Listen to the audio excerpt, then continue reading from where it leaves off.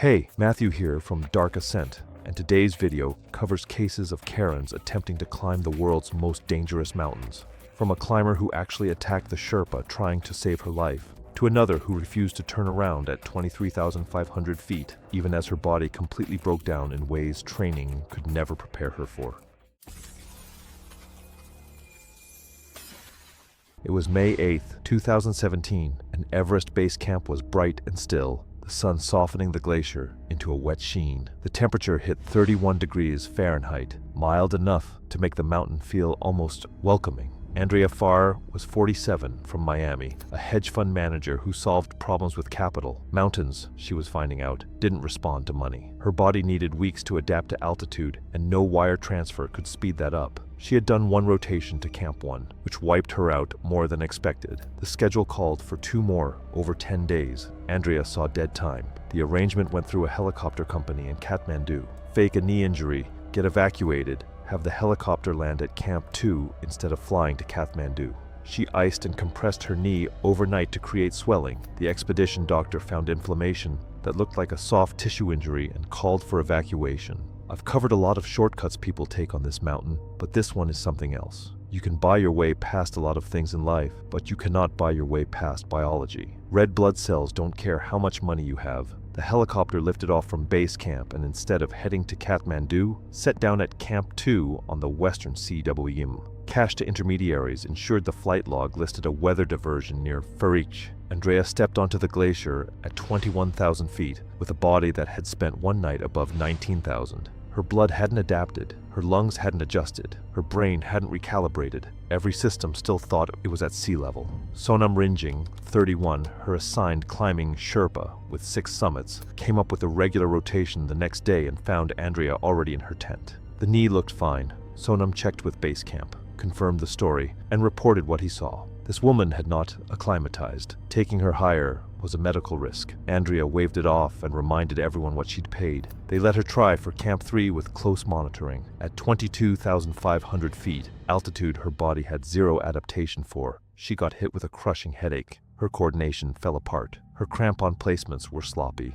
Sonam watched her responses come slower, watched her eyes glaze over, watched acute mountain sickness speed toward something worse. Sonam told her to go down. Andrea refused. She made it to 23,000 feet before she couldn't clip her own ascender without someone guiding her hands. Her words were garbled. She kept fumbling gears she'd used for weeks. Full haste, severe cerebral edema shutting her brain down. Sonam and a second Sherpa started lowering her down the Lhotse face. Andrea turned combative, her dying brain reading rescue as an attack. She swung her arms, fighting them. And here's the thing that wrecks me about HACE.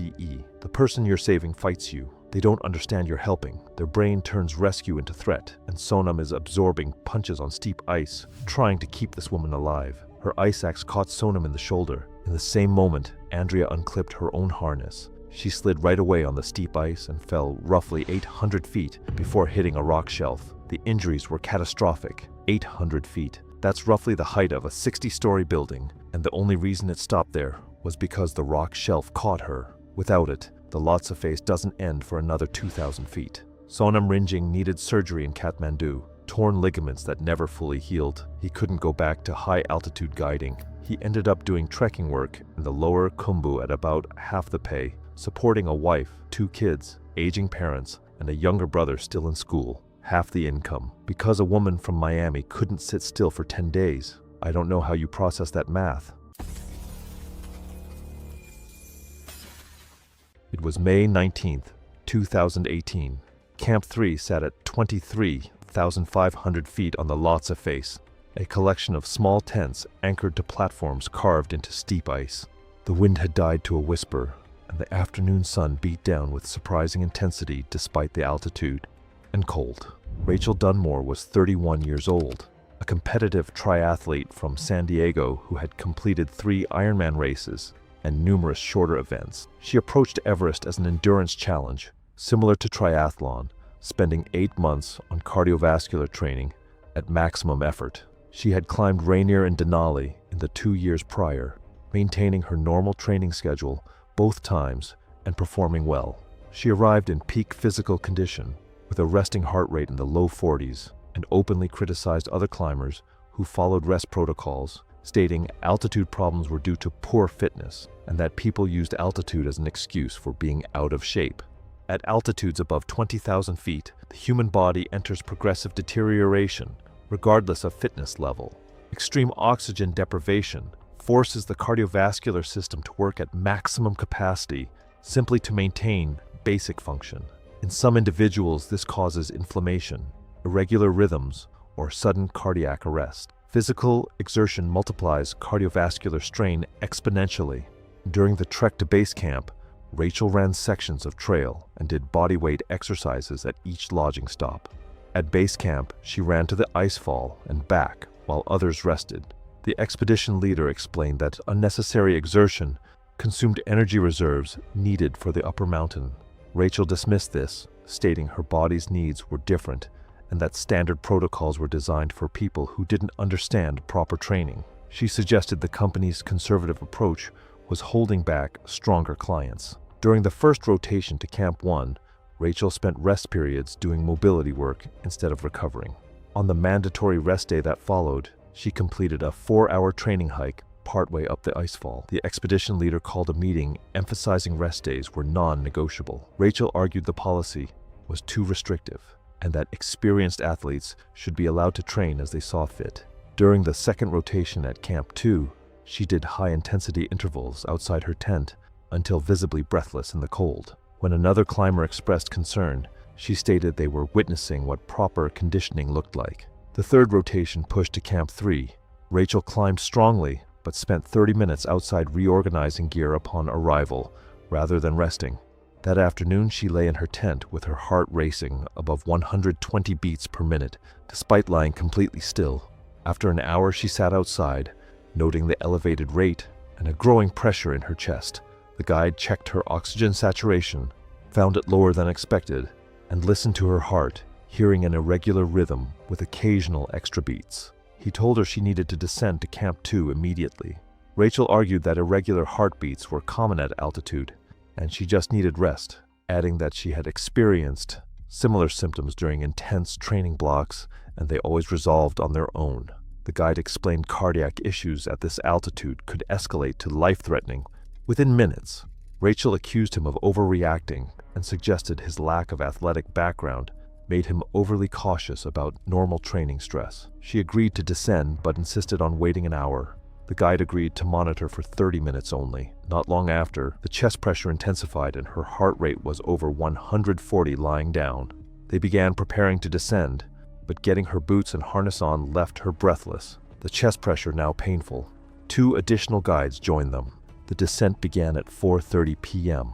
After roughly 300 feet over half an hour, Rachel stopped, reporting intensified chest pain and extreme weakness. Her face was pale and her breathing rapid. She became confused and disoriented, then unresponsive. She slumped forward, unconscious, and within seconds her heart stopped entirely. The guides began CPR while holding position on the steep ice face. Additional support arrived from Camp 2 within 20 minutes, but nearly an hour of continuous resuscitation produced no response. Her body was lowered down the Lhotse face after dark, reaching Camp 2 well into the night. The expedition doctor confirmed cardiac arrest caused by fatal rhythm disturbance at extreme altitude. Her heart had been under severe cumulative stress from oxygen deprivation, compounded by relentless physical exertion maintained throughout the entire expedition. Her exceptional fitness had allowed her to push through early warning signs until her heart simply gave out. Among her belongings was a training log documenting high-intensity workouts every single day of the climb. Her final entry, written that morning, noted she felt strong and ready for the summit push. It was July 22nd, 2017. The south rim of the Grand Canyon sits at nearly 7,000 feet, where late July mornings run mild and the sky opens wide above the canyon edge. 4,000 feet below, the inner gorge operates under an entirely different climate. Dark canyon walls absorbing and radiating heat through the afternoon with almost no airflow at depth. By midday, the canyon floor routinely reaches temperatures the rim never approaches. Marta Devon was 54 and had recently retired from a career in school library work in Columbus, Ohio. She was organized in the specific way that people who spend careers cataloging information tend to be. She arrived with a folder, printed resources, and cross-referenced notes. The problem was her sources. Her entire itinerary had been built from a travel blog written by someone who had completed the same trail in late September, a month when the inner canyon runs close to 30 degrees cooler than July. The departure time, the water recommendations, the expected conditions, all pulled from a post that had no bearing on what she was walking into. She carried 2 liters of water for a 9.5-mile one-way descent to the river. She had no desert hiking experience. The canyon's heat is not simply a function of air temperature. The walls, dense, dark, metamorphic rock, absorb solar radiation through the morning and release it at ground level through the afternoon, creating a radiant heat environment that persists regardless of cloud cover or time of day. Late July monitoring consistently records canyon floor temperatures between 110 and 118 degrees Fahrenheit between noon and 5 p.m. Without sufficient hydration, the body's sweating mechanism eventually shuts down entirely and core temperature climbs unchecked. The posted water minimum for a full river descent in July is 4 liters per person. Then forced rest at each rest house during peak heat hours. 3 heat advisory signs were posted at the trailhead that morning. A ranger was stationed there, specifically for heat intercepts, a standard summer assignment. He approached Marta at 11:42 a.m. and told her the canyon floor would reach between 110 and 115 degrees Fahrenheit by early afternoon. He pointed out that her water supply was less than half the posted minimum for her stated destination. She produced the printed blog itinerary from her bag, held it flat between them, and pointed to the departure time on the page, indicating the source had a large readership and that his advisory contradicted published trail data. He told her the blog was not a safety source and did not step aside. She opened her small notebook, located his badge number on his uniform, and wrote it down in deliberate block letters without looking away from him. She told him she would be filing a formal complaint with his supervisor before she returned that evening. Then she walked around him and started down the trail. He completed his written incident log at 11:49 a.m., noting her name, destination, observed water supply, and the full exchange in sequence. Canyon floor temperature reached 112 degrees Fahrenheit by 2 p.m. Her personal GPS unit showed her last recorded movement at a point 0.3 miles below the 3-mile rest house at 2:17 p.m., with no movement after that timestamp. A group of 4 ascending hikers passed a woman resting against the canyon wall near that location at approximately 2:45 p.m. She did not respond when 2 of them acknowledged her as they passed. They assumed she was resting and kept moving. A second group of 2 hikers found her unresponsive on the trail at 3:30 p.m., roughly 80 feet from where the first group had seen her. Both water containers were empty. Her skin was hot and dry to the touch, with no perspiration, consistent with heat stroke at the stage where the sweating mechanism has failed entirely. One hiker carried a satellite communicator and activated an emergency signal at 3:34 p.m.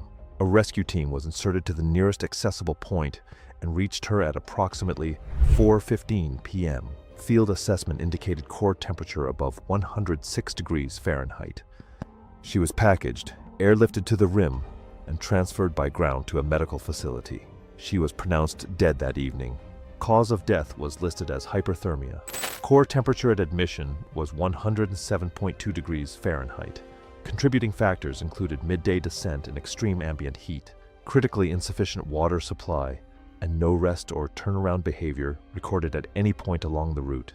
The ranger's incident log, time-stamped 11:49 a.m., 2 hours and 28 minutes before her GPS stopped, was submitted alongside the GPS track data and witness statements from both hiker groups. He was fully cleared. Evidence returned to next of kin included the GPS unit, 2 empty water bottles, the printed blog itinerary, and a small notebook open to the first page, where his badge number was written in large, careful block letters. It was the last thing she had written. It was May 11th, 2016, at Camp 4 on Mount Everest's South Col, where climbers prepare for the final push to the summit. At this altitude, around 26,000 feet, survival depends on careful planning, especially with oxygen use. Every step and every decision has to be controlled. Karen Carranzo, 47, owned a successful oil services company in Houston, Texas. She had climbed several of the 7 summits, but mostly on guided routes with less technical difficulty.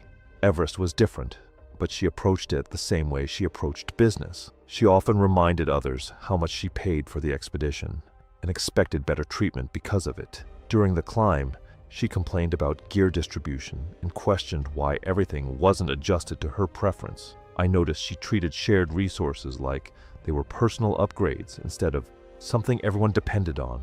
Before the summit push, guides explained how the oxygen would be distributed. Each climber received enough for a planned ascent and descent, with emergency reserves stored separately. Karen immediately questioned her allocation.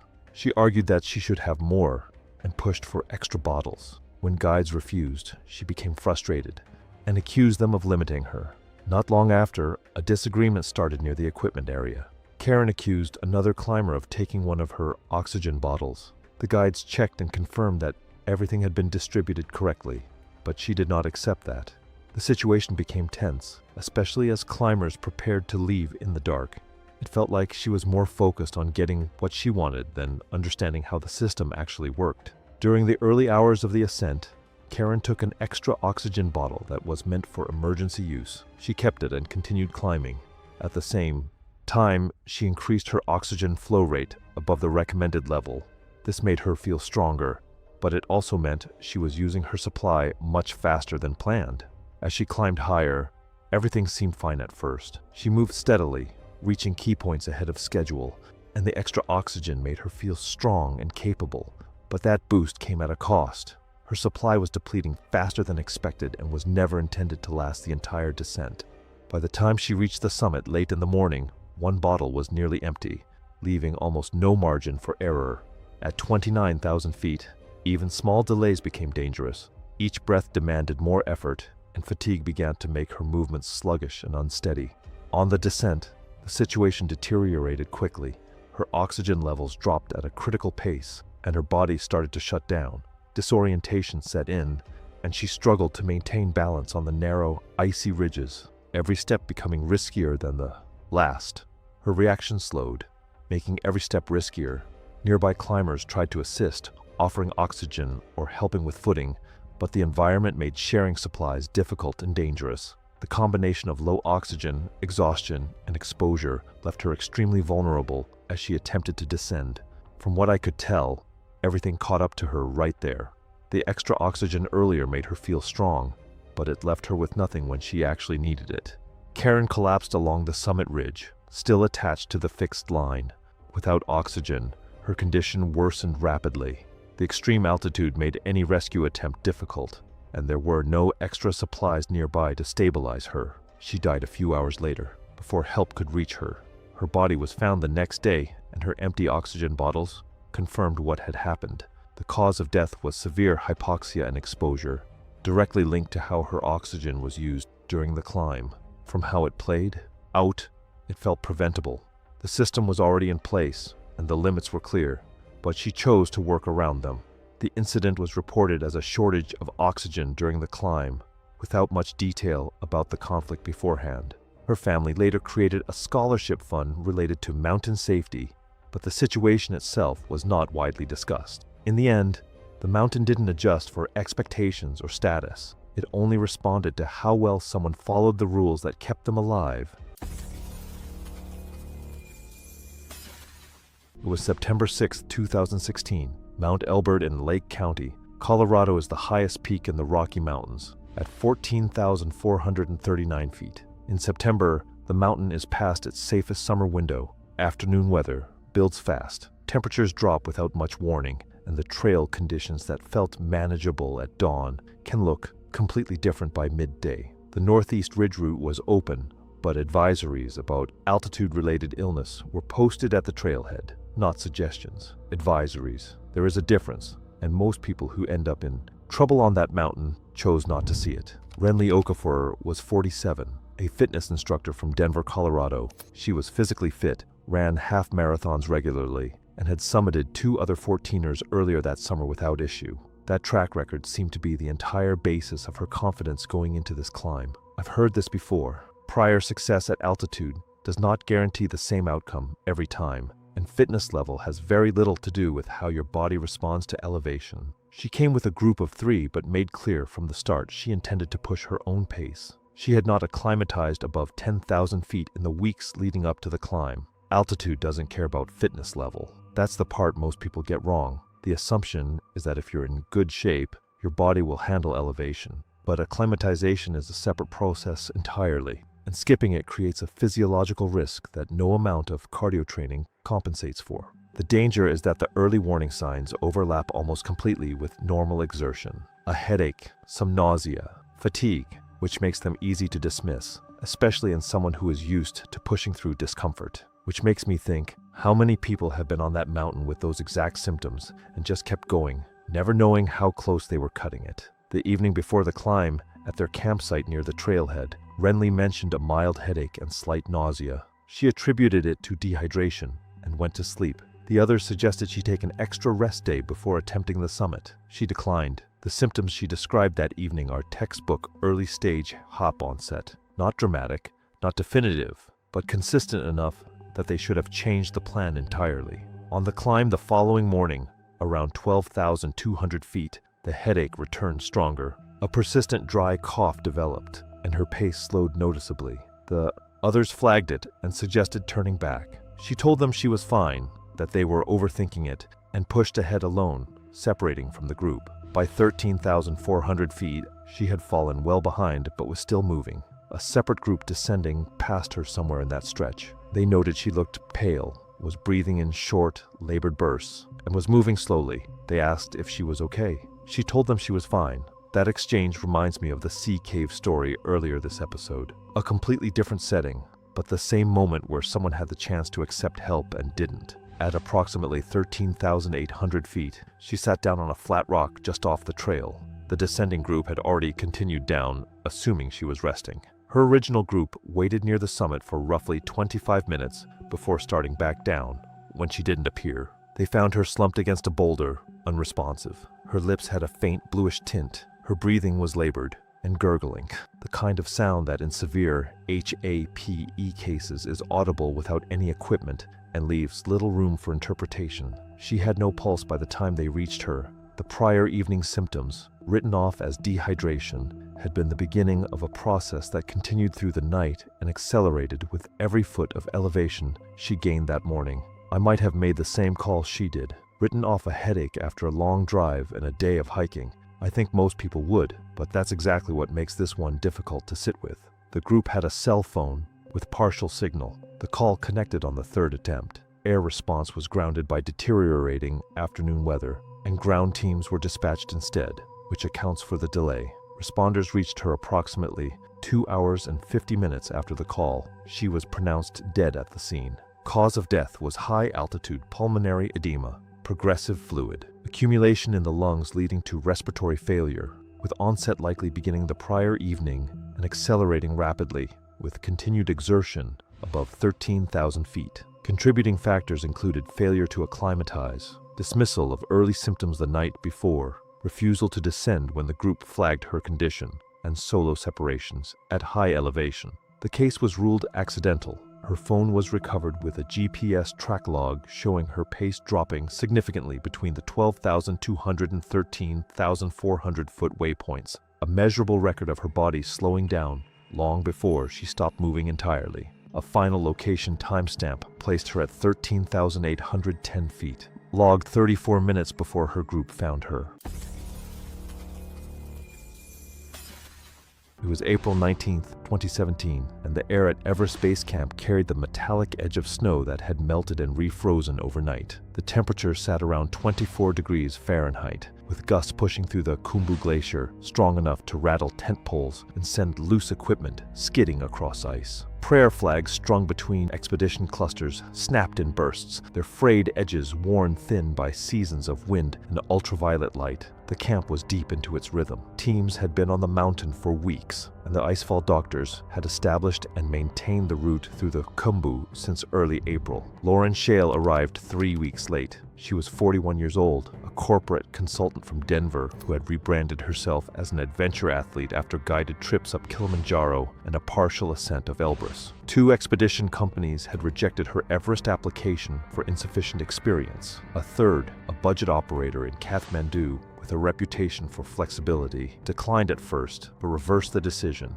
after Lauren wired an additional payment to the owner's personal account. The operator reassigned an unused permit from a canceled client and added Lauren to the roster mid-season. The field team was never told. When Lauren showed up at base camp, the expedition leader didn't recognize her. The client manifest listed 7 climbers. Lauren made 8. She produced paperwork showing the Kathmandu office had added her, and a phone call to the operator produced vague confirmation the money had already been accepted. Lakpa Rangdu, the expedition's lead Sherpa, 36 years old with 9 Everest summits, saw the problem right away. Oxygen allocations, tent assignments, food rations, and Sherpa pairings had all been calculated for 7. Adding an 8th without adjustments meant someone would come up short when it mattered. That's what gets me every time with these stories. The guy with 9 summits flags the problem on day 1, and the answer is basically, figure it out. The first acclimatization rotation through the Khumbu icefall exposed Lauren completely. She clipped her ascender backward twice. She froze on a ladder crossing until a line of climbers stacked up behind her. Her crampon technique alternated between flat footing, where she should have been front pointing, and dragging her feet in ways that snagged the rope. Lakpa corrected her patiently at first, then firmly, then with visible concern. Other clients on the rotation started requesting different group assignments. Nobody wanted to be roped to someone who couldn't keep pace, and the resentment was building quietly across the team. When Lakpa brought it to the expedition leader, Lauren was standing right there and jumped in, insisting her performance was normal for a first rotation. She name-dropped routes in Patagonia and a winter Denali attempt. A client who had actually climbed the Patagonian route later told the guide team that Lauren's descriptions didn't match the terrain. And look, I've seen climbers stretch their resumes before. Everyone adds a little polish. But making up entire routes you've never set foot on while standing next to people who have, that's a different level. The second rotation to Camp 2 at 21,000 feet confirmed everything. Lauren stumbled on flat glacier terrain, burned through water at twice the rate of other clients, and needed rest stops that pushed the group 2 hours behind. The third rotation reached only 22,800 feet, well short of Camp 3 at 23,500. Lauren couldn't hold front point technique on steep ice. Lakpa had to physically guide her boots into placements. They turned back. Lauren had never acclimatized above 23,000 feet. When the summit window opened, the expedition leader barred Lauren from the push. Her response was controlled, but threatening. She would contact the Kathmandu operator, have the guide replaced, and pursue legal action for services not rendered. She appeared to accept the decision. She did not. Lauren tagged along with another team's rope line during the afternoon, pushed to the South Col. In the crowding and wind, Sherpas assumed she belonged to a neighboring expedition. That night, Lakpa found her on the fixed ropes at 27,000 feet, climbing alone in the dark with no Sherpa assigned. Base camp radioed to turn her around, but pulling someone off a fixed rope who won't cooperate at that altitude risks both lives. Lauren refused to go down. They found her body the following afternoon at around 27,800 feet, seated against a rock band above the balcony. Her oxygen mask hung around her neck. Her hands were bare. Her eyes were open. She had never acclimatized above 23,000 feet, and cerebral edema had done what it always does to unprepared bodies. She was 41 years old. The bare hands are the detail I keep coming back to. Severe haste destroys judgment so completely that climbers stop protecting themselves from the cold. The brain can't process danger anymore. She was freezing to death and didn't have the awareness left to care. The Kathmandu operator faced investigation. 2 legitimate clients on the expedition failed to summit because Lauren's presence had thrown off the rotation schedule and squeezed their acclimatization windows. It was May 3, 2014. The Khumbu icefall loomed above base camp at 17,900 feet, its chaotic maze of ice towers and crevasses representing the first major obstacle on the route to Everest's summit. The pre-dawn darkness was absolute, broken only by the headlamps of climbers beginning their ascent. Judith Rothwell was 48 years old, a recent divorcee from Greenwich, Connecticut, whose 22-year marriage had ended acrimoniously 8 months earlier. Her ex-husband had said during their final argument that she had never accomplished anything on her own. Judith fixated on this and decided summiting Everest would be the ultimate proof of his wrongness. She had no mountaineering experience beyond a corporate team-building hike, but had significant financial resources and assumed hiring the most expensive expedition company would compensate for her lack of preparation. She spent 3 months doing sporadic gym sessions and 1 weekend hiking before departing for Nepal. When the company sent pre-trip training requirements, she responded that she was paying premium rates and expected the guides to handle everything. The Khumbu Icefall is a frozen waterfall of glacial ice descending 2,000 feet, moving downhill at several feet per day and constantly reshaping itself. The route requires navigating aluminum ladders across crevasses while carrying packs weighing 30 to 40 pounds, demanding upper body strength, core stability, and cardiovascular endurance. During the pre-expedition briefing, the lead guide explained that climbers must carry their own packs through technical sections. Judith immediately interrupted, stating she had paid premium rates and expected Sherpas to handle all gear. The guide explained safety regulations required self-sufficiency. Judith argued loudly that other companies offered full porter service and accused the company of false advertising, threatening negative reviews if the policy wasn't changed. The expedition included 3 days of training. Judith struggled badly, showing poor balance and falling twice during practice. When the guide suggested she reconsider the expedition, given her lack of experience, Judith demanded to speak to management and insisted the guide's job was to get her to the summit regardless of her skill level. On May 3rd, the team departed base camp at 2:30 a.m. Judith immediately fell behind. Within the first hour, she demanded a Sherpa carry her pack, becoming hostile when told it was impossible, and complained the company had deliberately misled her about the difficulty. By the time they reached the first major ladder, crossing at dawn, she had been climbing nearly 4 hours and was exhausted. She froze at the ladder's edge while other groups backed up behind them. After 15 minutes, she finally crossed, taking nearly 10 minutes to complete it. The team continued upward.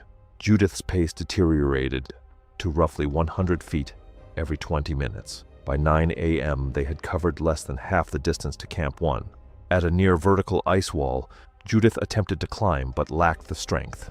After 3 attempts, she sat down and stated she could not continue, blaming the guide for failing to provide adequate support. The guide radioed for 2 Sherpas from base camp, a wait of at least 2 hours. Judith sat silently, no longer responding. At 10:45 a.m., Judith suddenly stood and announced she needed photos to document her experience. Before the guide could stop her, she unclipped from the fixed rope and walked approximately 15 feet to her right. The guide immediately called for her to return. She ignored him, taking 3 more steps onto snow-covered ice. The surface collapsed beneath her and she dropped into a crevasse, her scream cutting off as she disappeared into darkness. The guide radioed for emergency assistance. 2 Sherpas arrived within 30 minutes. One was lowered into the crevasse and found Judith's body at approximately 80 feet, wedged between narrowing ice walls, not breathing, with no pulse and her neck bent at an unnatural angle.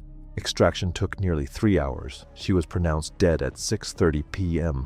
Death had been nearly instantaneous. A fractured skull and broken neck from an 80-foot fall against ice walls. The investigation noted she had unclipped from the fixed rope herself, leaving no safety system to arrest the fall. No findings of negligence were made against the expedition team. Her phone was recovered intact. The final photos on it were wide shots of the icefall, time-stamped 4 minutes before she fell. It was August 19th, 2015. The sky above the canyon trailhead in Kane County, Utah, was completely clear, pale blue, no wind. 14 miles to the northeast, it had been raining since before dawn. Patrice Cannell was 46, worked part-time at a copy center in Denver, and lived alone in a rented apartment. The private canyon tour she had booked 6 months earlier, $650, paid in full, had been covered with money borrowed from her older brother under the understanding it was for transmission repairs. In the weeks before the trip, she had told co-workers she had invested heavily in a private excursion, emphasizing the private booking over the standard group rate. She arrived that morning with her gear already on, a printed itinerary in hand, 1 water bottle, and no communication device. Slot canyons in southern Utah are drainage corridors carved entirely by water, sitting below the surrounding terrain. Upstream basins can channel precipitation from miles away into a narrow corridor within an hour with no visible surface indication at the entry point.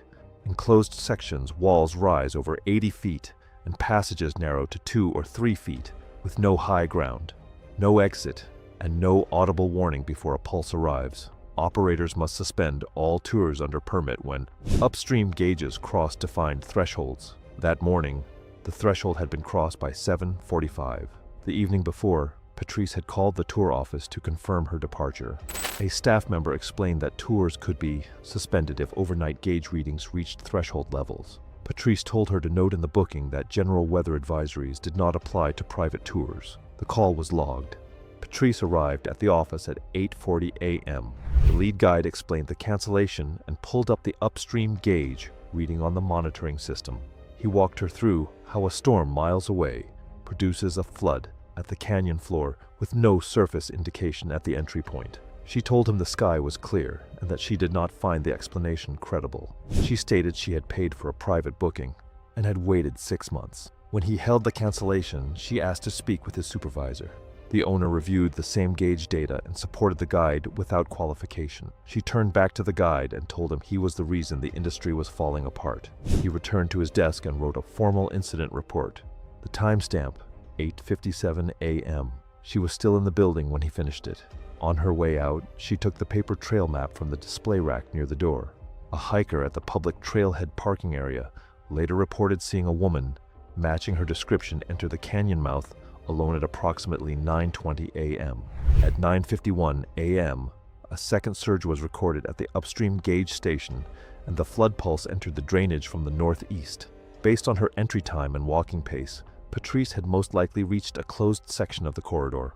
Walls above 80 feet, passage narrowing to a few feet across, no accessible exits for nearly half a mile in either direction. The pulse moved through at an estimated 15 to 17 miles per hour. Her day pack was recovered the following day, wedged into a wall crack 14 feet above the canyon floor, carried there by the water, not placed. At approximately 9:55 a.m., the hiker at the parking area heard a sustained low rumble from inside the canyon, continuous and directional, unlike anything produced by weather. He moved to the trailhead and waited. She did not come back out. He called for help at 10:02 a.m.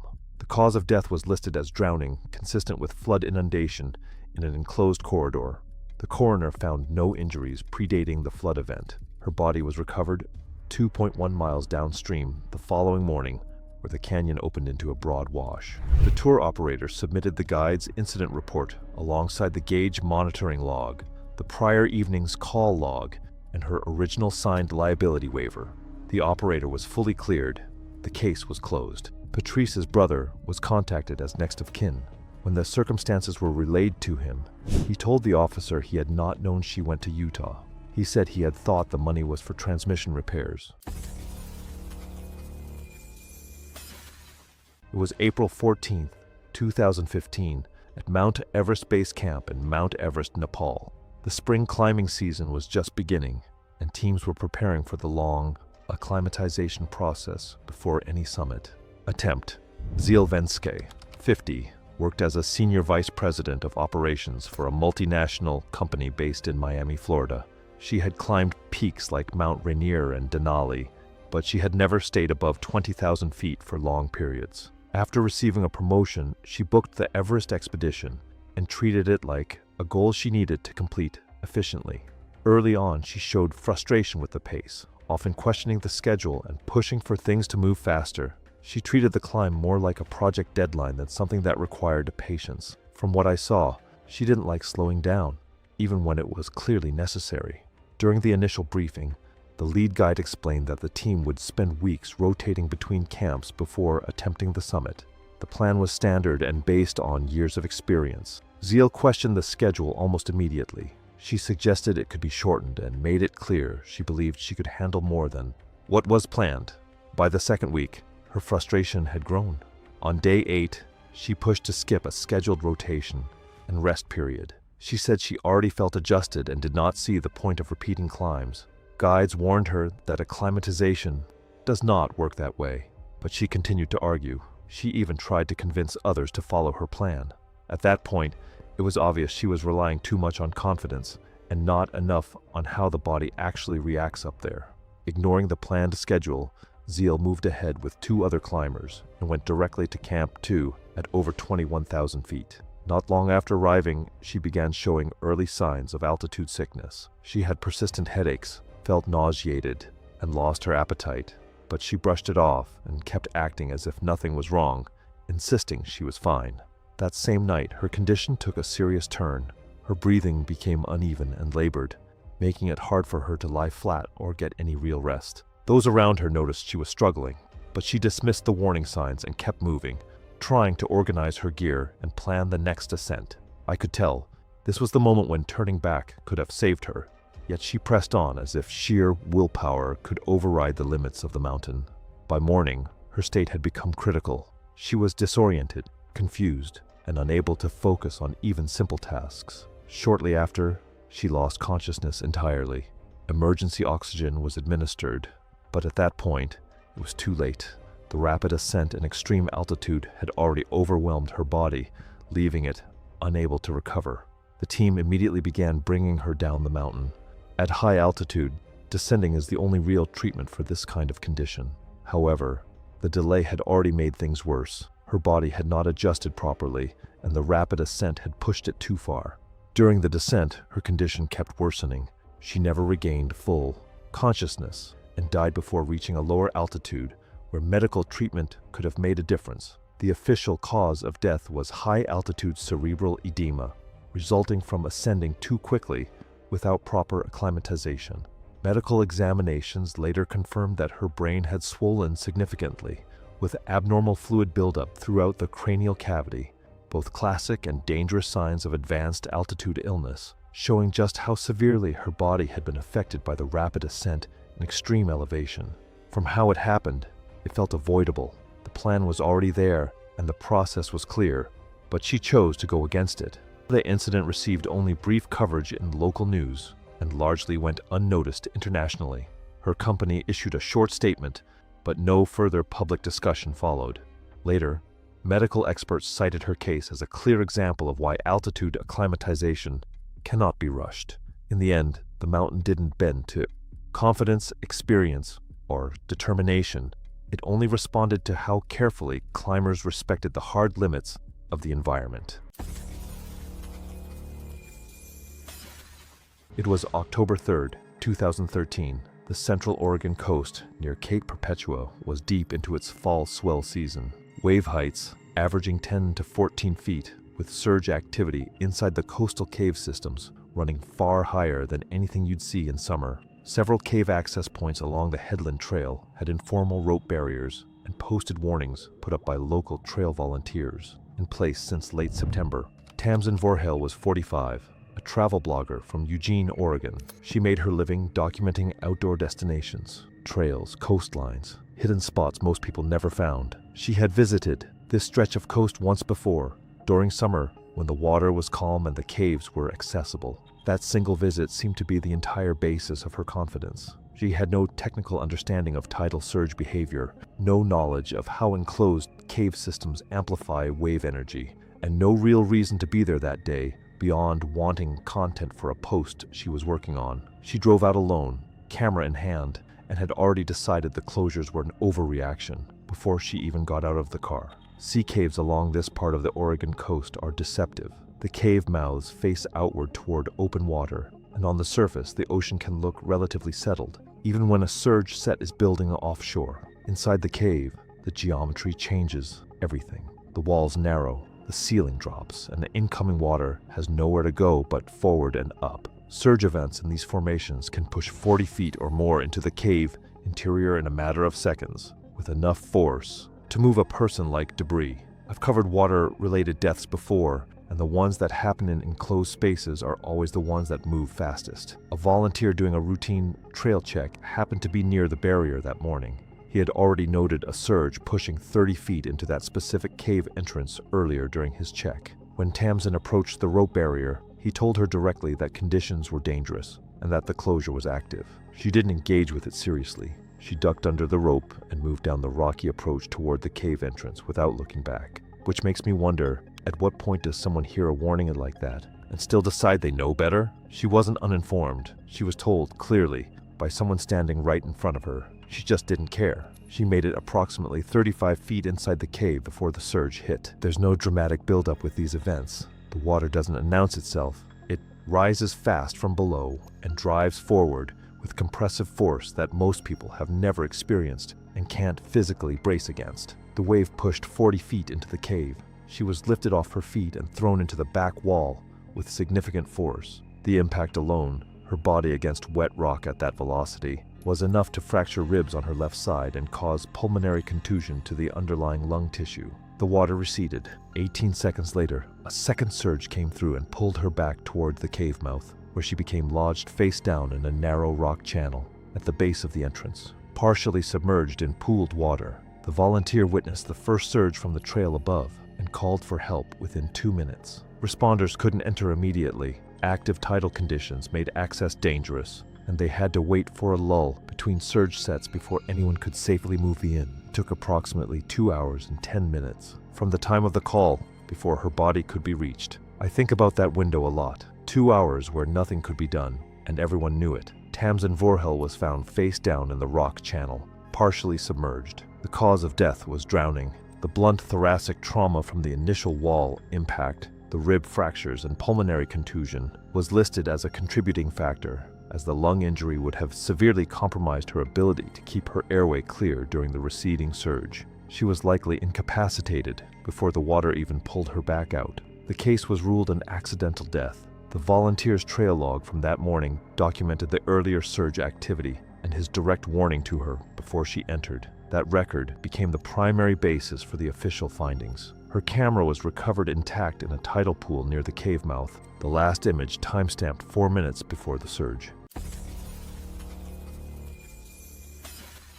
It was May 18, 2013, and the Lhotse face gleamed under mid-morning sun like polished blue glass. Fixed ropes running up the face were packed with climbers from multiple teams, each moving at their own pace while Sherpas threaded between them, hauling loads. Nicola Pryor was 39, from London, stuck behind a climber who stopped every 15 steps. Her budget expedition ran large groups with barely any Sherpa support, and the pace was set by the slowest person on the team. Nicola was fitter than all of them, and the frustration had been building since the first rotation. She had noticed the faster expedition days earlier: efficient clients, more oxygen, better gear. On Summit Push Day, she left Camp 3 early and fell in behind the faster group. She clipped onto their rope and slotted herself into their line like she belonged. Kancha Nuru, the faster expedition's lead Sherpa, 40 with 12 Everest summits, spotted her at a rest stop around 24,800 feet. He checked with his expedition leader by radio. She wasn't on the manifest. His expedition had contributed to the shared route fixing effort above Camp 3. The oxygen at Camp 4 was set aside for his clients. Her being there threw off the safety math he was running.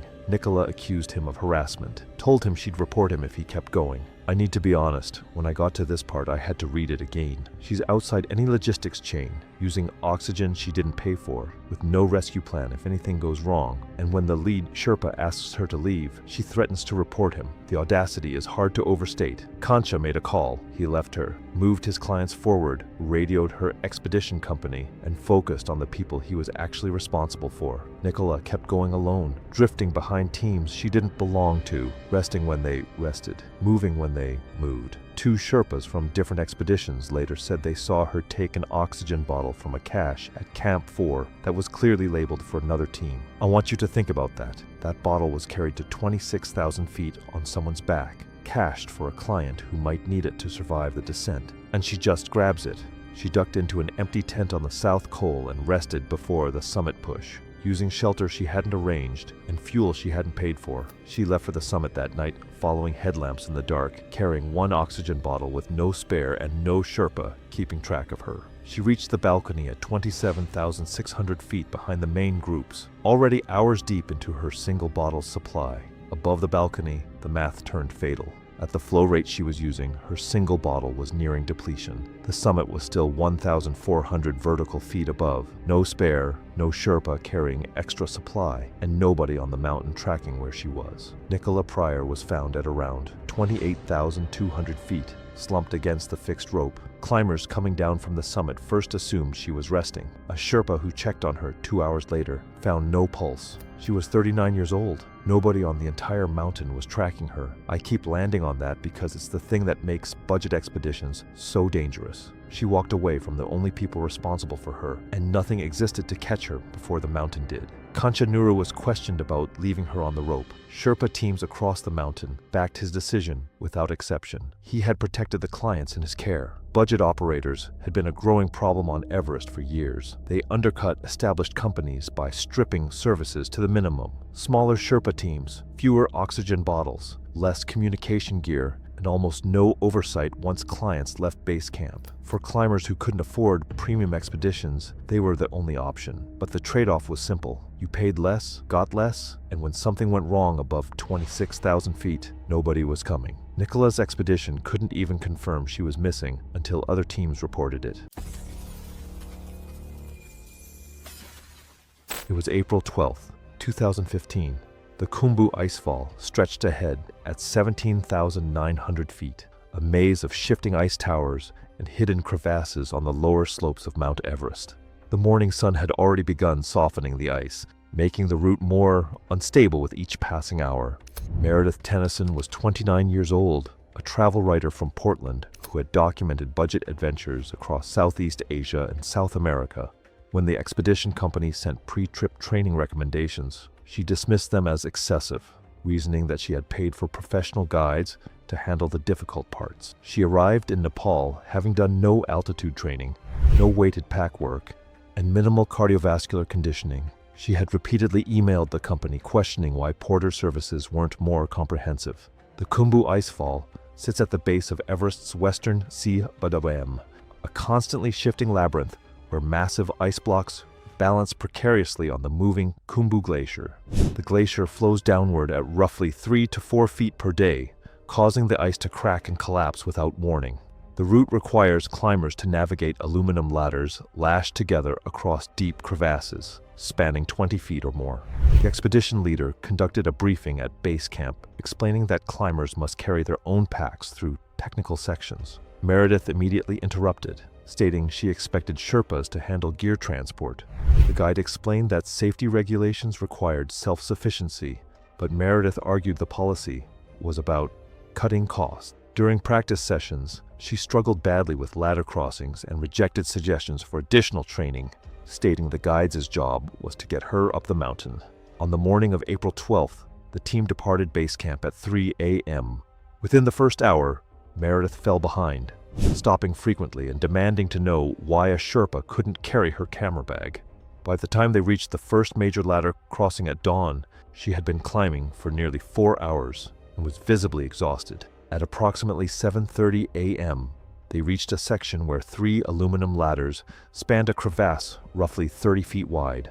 Meredith clipped in and started across, but her exhausted legs shook with each step.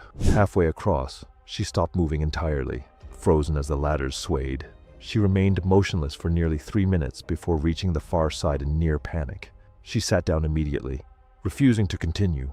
When the guide explained they needed to keep moving as the ice was becoming unstable, Meredith snapped that she was the client and would rest as long as she needed. After 15 minutes, they continued upward. At 9:15 a.m., another crossing took nearly 8 minutes. Once across, she blamed the guide for pushing too hard. The guide made a radio call, and the decision was made to descend back to base camp. At 10:45 a.m., while descending, Meredith unclipped from the fixed rope and wandered roughly 15 feet to the side to photograph the route. The guide immediately called for her to return. She ignored him, taking 3 more steps onto what appeared to be solid ice.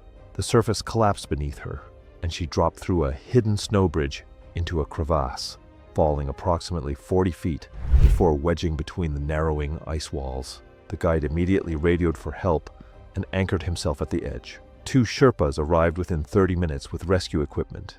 One Sherpa was lowered into the crevasse, and found Meredith wedged at the shoulders, semi-conscious and bleeding from a head wound.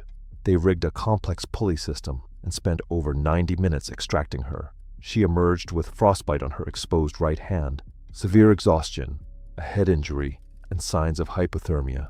She could not stand without support. The descent to base camp took nearly 5 hours. By 4 p.m., Meredith had stopped responding to questions. At 4:50 p.m., roughly 200 yards from base camp, she collapsed completely. The team carried her the remaining distance, but she had stopped breathing by the time they reached the medical tent. Resuscitation attempts continued for 40 minutes without success. The medical officer determined that Meredith had died from a combination of head trauma, severe hypothermia, and cardiac arrest. The fall had caused a skull fracture and significant blood loss, while her core temperature had dropped to critical levels during the extended period. Wedged in the crevasse, the extended time at altitude without proper acclimatization, combined with physical trauma and extreme cold, had overwhelmed her body's ability to survive. The official cause of death was listed as traumatic injuries and hypothermia sustained in a crevasse fall. It was February 14th, 2017. The temperature at the trailhead in the Bob Marshall Wilderness was 17 degrees Fahrenheit when the group assembled, and the wind out of the northwest was already pulling it lower. Delia Harmon was 52 and worked dispatch at a trucking company in Bozeman. She had signed up for the trip after her sister described the route as manageable, without mentioning she had gone in October. Delia came in February. She had not responded to either of the outfitters' pre-trip gear confirmation emails and arrived with ski resort snow pants, a fleece mid-layer, and a sleeping bag borrowed from a neighbor the night before. She said nothing about any of it. When the guide's assistant tried to follow up at check-in, she answered with a single word and turned away. The Bob Marshall Wilderness in mid-February is among the coldest interior corridors in the continental United States. Daytime temperatures at elevation average 15 to 18 degrees Fahrenheit, with overnight lows in exposed drainages dropping below minus 10 degrees Fahrenheit. The route crossed 2 frozen creek beds. The second had a compromised ice layer from a brief warming period 4 days prior, with water still actively moving beneath the surface. Cold water immersion at those temperatures saturates insulating layers immediately, and with continued wind exposure and physical exertion, the body loses core heat faster than it can produce it. Without a dry layer exchange, the window from immersion to dangerous core temperature loss runs between 45 and 90 minutes. At the trailhead, the lead guide opened the mandatory safety briefing and began a visual gear check. He noted Delia's layering system and snow pants, neither rated for backcountry winter conditions. But before he could address it directly, she stood, announced the group was wasting time, and started up the trail. 2 clients followed before he could finish. He completed the briefing for those who remained, which meant the crossing protocol for the second creek was never fully delivered to the group. At mile 3.1, he stopped everyone at the bank and began explaining the crossing procedure. Delia was already at the water's edge. On her third step, the ice fractured beneath her, and she went into mid-thigh on both legs before he pulled her to the far bank. He called for evacuation immediately and told her the wet clothing needed to come off for a dry layer swap. He had insulation in his pack. She refused. She demanded his certification number and said she would have him reported to the relevant licensing authority before the week was out. When 2 other clients moved to back the guide, she waved them off and walked ahead in soaked clothing. He logged the time at 1:47 p.m. and radioed base. Her pace dropped within minutes. By 700 feet from the crossing, her arms had stopped swinging and her steps had shortened to a shuffle. At 800 feet, she stopped moving and lowered herself into the snow. He reached her in under 2 minutes. She was conscious but not coherently responsive. She asked what time it was told, then asked again within 30 seconds. He set up a windbreak with 2 clients, removed her wet layers, replaced them with dry insulation from his pack, and activated heat packs against her torso and neck. Approximately 15 minutes after he reached her, the shivering stopped. A body stops shivering when it no longer has the capacity to generate the effort. A ground rescue team was dispatched, but terrain and distance put their arrival more than 4 hours out. Aerial extraction was not viable. Tree canopy across the route eliminated any landing or cable option. The team reached her position after dark. She had been unresponsive for more than 4 hours. and remained so through the full transport to a medical facility. Delia Harmon was pronounced dead that evening. Core temperature at admission was 77 degrees Fahrenheit. Cause of death was listed as fatal hypothermia, with contributing factors including cold water immersion in sub-freezing conditions, refusal of immediate field clothing exchange, and sustained physical exertion in saturated layers following immersion. The guide's field log, radio records, and 4 client witness statements were submitted to the licensing review. He was cleared without conditions. Among his documented gear that day was an emergency insulation kit he had packed after noting her clothing at the trailhead. Extra weight he had carried for a client who never acknowledged the problem. It was the only reason there was anything to work with when she went down. It was May 18th, 2014, on Mount Everest's northeast ridge. The summit push was underway, with climbers moving slowly above 26,000 feet, where the air holds only a fraction of the oxygen found at sea level. Conditions were already shifting as the climbing window narrowed near the end of the season. Melissa Granger, 42, worked as a pharmaceutical sales director in Phoenix, Arizona. She had climbed a few 14,000-foot peaks in Colorado, but had no experience at extreme altitude. After receiving a large bonus at work, she booked a commercial Everest expedition. She treated the climb like a reward and often reminded others how much she had paid to be there. During the early stages of the expedition, she questioned instructions, complained about delays, and showed little trust in the guides. I noticed early on that Melissa didn't treat the climb like something dangerous. She treated it more like a service she had paid for. 3 days before the summit push, the expedition leader explained strict turnaround rules. A storm system was expected, and everyone needed to descend by early afternoon, no matter how close they were to the top. These rules were not optional. Melissa reacted negatively. She complained that the limit was too strict and suggested the team was being overly cautious. Even then, it was clear she was thinking about reaching the summit more than getting back safely. On summit day, conditions were already getting worse. Winds were picking up, and visibility was starting to drop. Melissa climbed with her guide through the night, but she moved slower than expected. By early afternoon, she was still below the summit. From what I could tell, she was already behind schedule, but she kept pushing like it didn't matter. At that point, her guide told her they needed to turn back. The weather was closing in and continuing would be dangerous. Melissa refused. She argued, saying she was too close to stop. The discussion lasted several minutes, costing valuable time. Eventually, she made her decision. She unclipped from the safety line and continued climbing alone. That moment stood out to me. It wasn't just a bad choice. It was a complete rejection of the only system keeping her alive up there. The storm arrived soon after. Winds increased sharply, and visibility dropped to almost nothing, making it difficult to see even a few feet ahead. Temperatures fell fast, sapping strength, and making every movement more exhausting. Melissa continued upward and likely reached very close to the summit, but her oxygen supply had been calculated for a safe turnaround time. By staying longer, she used more than planned, and each step became harder as fatigue and the thin air took their toll. During the descent, things went wrong quickly. Without her guide, she had no clear direction. In poor visibility, it was easy to drift off route, and at that altitude, even simple navigation becomes challenging. Climbers nearby later reported seeing someone matching her description, moving unsteadily along the ridge, struggling to stay on the narrow path while exhaustion and low oxygen overwhelmed her body. This part is where everything stacks up at once. Low oxygen, exhaustion, cold, and confusion all hit together. Melissa eventually collapsed just below the summit ridge, completely exhausted and unable to continue. Her oxygen supply was spent, and her body could no longer handle the extreme altitude, bitter cold and thin air. Every step had become a struggle, and the storm overhead reduced visibility to almost nothing. By the time the weather eased, it was already too late for help to reach her. Rescuers found her the next day, near the route, but far enough that self-recovery had been impossible. The official cause of death was hypoxia, exposure, and exhaustion, with records confirming the storm had arrived as predicted. Looking back, her death felt preventable.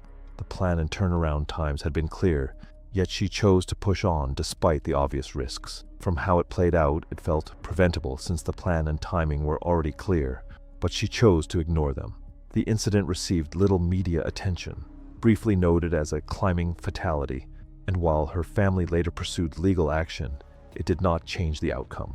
Ultimately, the mountain responds only to careful decisions and respect for its limits, not to confidence, money, or determination. It was July 22nd, 2015. The Shoshone National Forest in northwestern Wyoming sits directly against the eastern boundary of Yellowstone, one of the densest grizzly bear habitats in the contiguous United States. The backcountry trail system there sees moderate foot traffic on its front miles, but thins out fast once you push past the first few hours in. By mile 11, you are genuinely remote. Cell service is gone, terrain is dense, and wildlife activity is constant in summer. It is not a place that forgives poor decisions quietly. Correll Hutchins was 38, a real estate agent from Billings, Montana. She was the loudest in her group of 4, quickest to dismiss concerns, and the only one who showed up to an 11-mile grizzly country backpacking trip without bear spray. She had done a handful of overnight trips before and carried that experience like it was more than it was. I've seen this pattern enough times to recognize it immediately. Someone with just enough exposure to feel confident but not enough to actually be careful. Grizzly bears in the Shoshone backcountry are not a rare or theoretical presence. In summer, they are actively feeding, building fat reserves before fall, and they are highly territorial around food sources. A bear that has claimed a carcass will stay close to it, sometimes for days, and will treat anything that enters that radius as a threat. That's not aggression in the way most people imagine it. That's just how they operate. On day 2, the group came across a partially consumed elk carcass roughly 40 yards off the trail. The smell alone should have been enough. The others recognized it immediately. An active food cache, which meant an active bear, likely close. They wanted to reroute. Correll called it an overreaction and kept pushing. That evening at camp, the others hung their food properly. She left scraps near her tent, wrapper residue, food odor on her cooking gear. Nothing packed out the way it should have been. That campsite was essentially an open invitation, and something accepted it. A grizzly entered camp at approximately 5:40 a.m. the following morning. The others were awake but still inside their tents, staying still, which is the correct response. Correll unzipped her tent and stepped outside, likely disoriented from sleep. The bear turned toward her the moment she emerged. She backpedaled, caught her foot on a tent stake, and went down. The bear closed the distance in under 4 seconds. The first bite came down on her left shoulder, tearing through the trapezius muscle and fracturing the clavicle. It dragged her approximately 12 feet across the ground, released, then drove its jaws into the left side of her neck. The bite lacerated the left internal jugular vein and caused direct traumatic injury to the surrounding carotid region. That kind of blood loss doesn't give you much time. It is rapid, it is not controllable in a field setting, and it is fatal without immediate surgical intervention that was never going to happen 11 miles into the backcountry. The bear re-engaged briefly before leaving the camp on its own. The full attack lasted under 2 minutes. I've gone over the timeline of that morning more than once. Every decision she made in the 18 hours before that attack made the outcome more likely, not less. One of the other campers had a satellite communicator. The distress signal went out at 5:53 a.m. The group was 11 miles from the nearest trailhead through dense terrain with no direct access route. Help reached them after 4 hours and 45 minutes, which, given the location, was actually fast. Correll was still alive when the others reached her, but lost consciousness within minutes and did not regain it. She was unresponsive well before responders arrived. Cause of death was exsanguination. The internal jugular laceration produced blood loss that moved faster than anything her companions could have slowed with the gear they had on them. Contributing factors were straightforward. No bear spray, food mismanagement at camp, and direct exposure by exiting the tent during an active bear encounter. A grizzly matching the track pattern and the size profile was identified in the surrounding area in the days following. No further action was taken regarding the bear. GPS track data recovered from one of the other campers' devices showed the group's route passing directly alongside the carcass site the previous afternoon, a logged record of exactly where they were and when. The case was ruled accidental. No further inquiry was opened.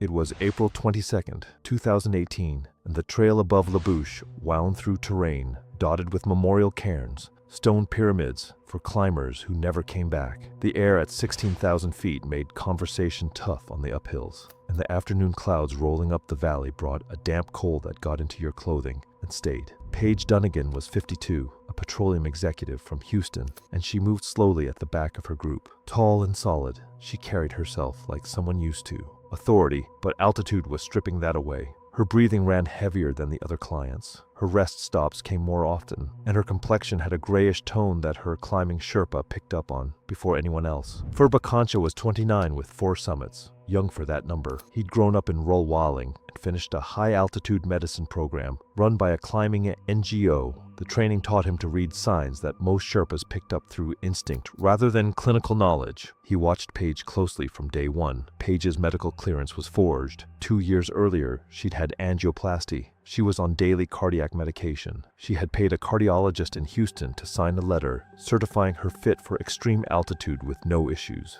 Furba noticed the pills first. Every morning, taken in secret from unmarked bottles. On the first rotation, Paige's oxygen saturation dropped lower and bounced back slower than it should have.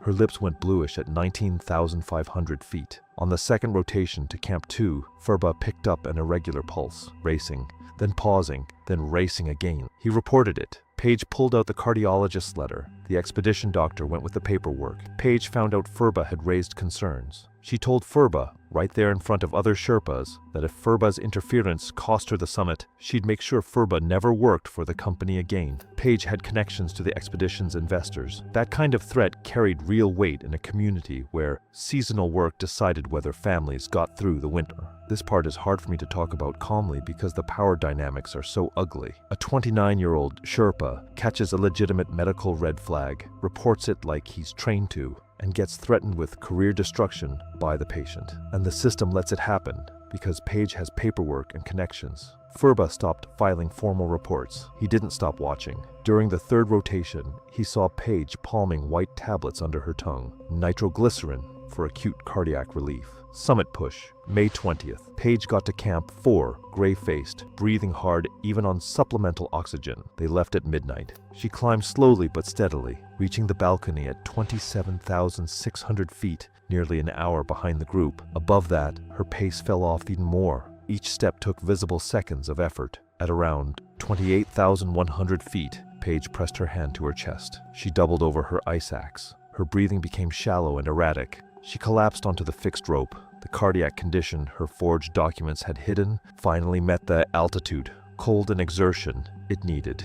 Furba went through Paige's pack looking for emergency meds and found everything the clearance letter denied: beta blockers, nitroglycerin, aspirin, a pulse oximeter, a full cardiac pharmacy, 28,000 feet. She carried the evidence of her own lie the entire climb and still handed over that forged clearance. I genuinely don't know what to do with that level of denial. Furba attempted chest compressions at 28,000 feet in the dark on a steep slope. The altitude made it nearly impossible. He managed less than a minute before exhaustion, and the lack of any response made the outcome clear. Paige Dunnigan was 52. The investigation pulled Paige's full medical records. The physician in Houston lost his license. Furba Concha finished the season but never went back to high-altitude work. He told friends what happened at 28,000 feet changed something in him that didn't come back. I want to take a second here because I sometimes get asked why I keep making these videos. It's not about just being a source of income, and honestly, the answer changes depending on the week. Sometimes it's because the stories genuinely keep me up at night, and making the video is the only way I can get them out of my head.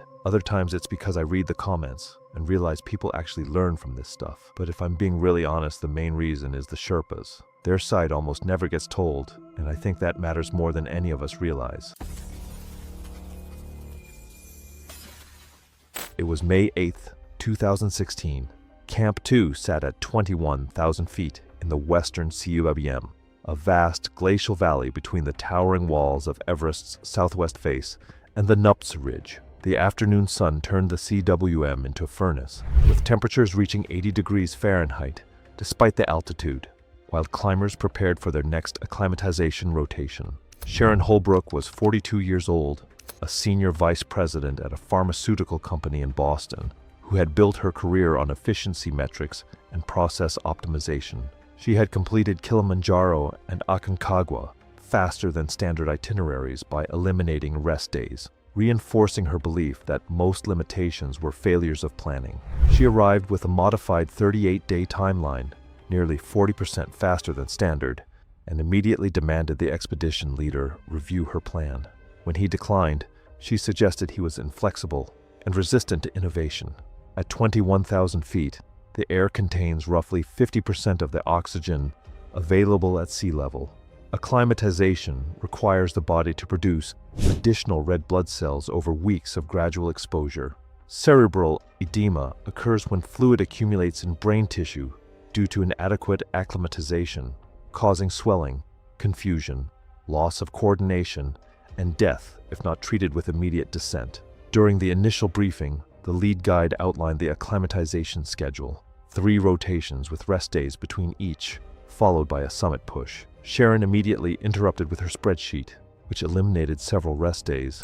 The guide explained the schedule was based on decades of high-altitude physiology research. Sharon argued her fitness proved she acclimatized faster than average, and that the standard timeline was designed for out-of-shape clients. She made repeated comments over the following days about the expedition company's outdated methods. After the first rotation, Sharon spent her mandatory rest day working on her laptop and taking business calls. When reminded that rest days were for actual rest, she stated she knew her body's needs better than any one-size-fits-all schedule.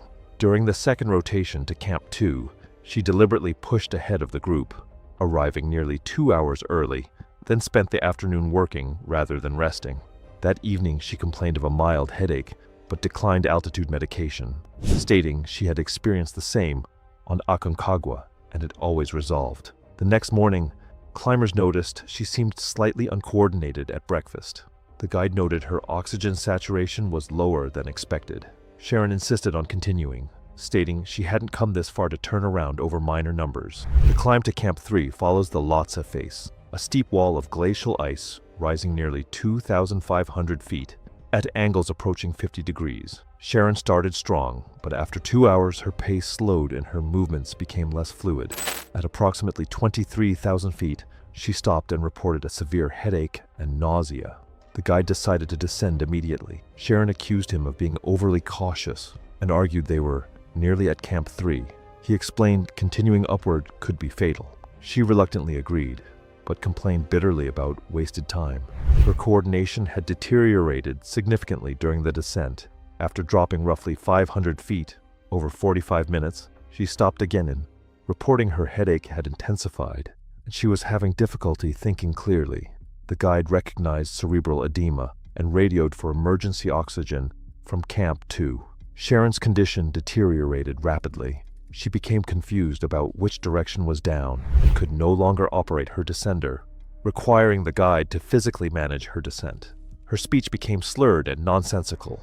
At approximately 22,700 feet, she became completely unresponsive. The guide from Camp 2 arrived with oxygen 20 minutes later. There was no improvement. 2 Sherpas arrived with a rescue sled and began lowering Sharon down the Lhotse face, a descent that took nearly 4 hours. She remained unconscious, her breathing increasingly labored, despite supplemental oxygen. They reached Camp 2 at 7:30 p.m. The expedition doctor found Sharon unresponsive, with fixed, dilated pupils and irregular breathing, indicating severe cerebral edema with likely brain herniation. Her breathing stopped at 8:15 p.m. Resuscitation efforts continued for 30 minutes without success. Sharon's body was recovered the following morning and airlifted to Kathmandu. The post-mortem confirmed high-altitude cerebral edema. Brain tissue had herniated through the foramen magnum, compressing the brainstem beyond survival. Her red blood cell count indicated a fraction of the acclimatization her altitude demanded. The expedition's incident report documented repeated non-compliance with protocol and refusal of medical intervention at multiple points, with no negligence attributed to guides or staff. It was May 3rd, 2016. Mera Peak stands at 21,247 feet in Nepal's Khumbu region, placing its upper slopes above most of the world's breathable atmosphere. High Camp sits at roughly 19,400 feet, where the air before dawn runs below 10 degrees Fahrenheit, and the summit is less than 2,000 vertical feet away. At that elevation, the body's margin for error is effectively gone. Renata Clifford was 44 and worked at a marketing firm in Portland, Oregon. She had taken up climbing in her late 30s, 5 years of Colorado 14ers, accumulated gear, and a habit of describing her experience in detail to anyone who asked. Mera Peak was the next logical step by her own accounting. She booked an 18-day guided expedition through a licensed outfitter in Kathmandu, arrived with a printed checklist pulled from a mountaineering forum, and had a return flight locked in for May 7th.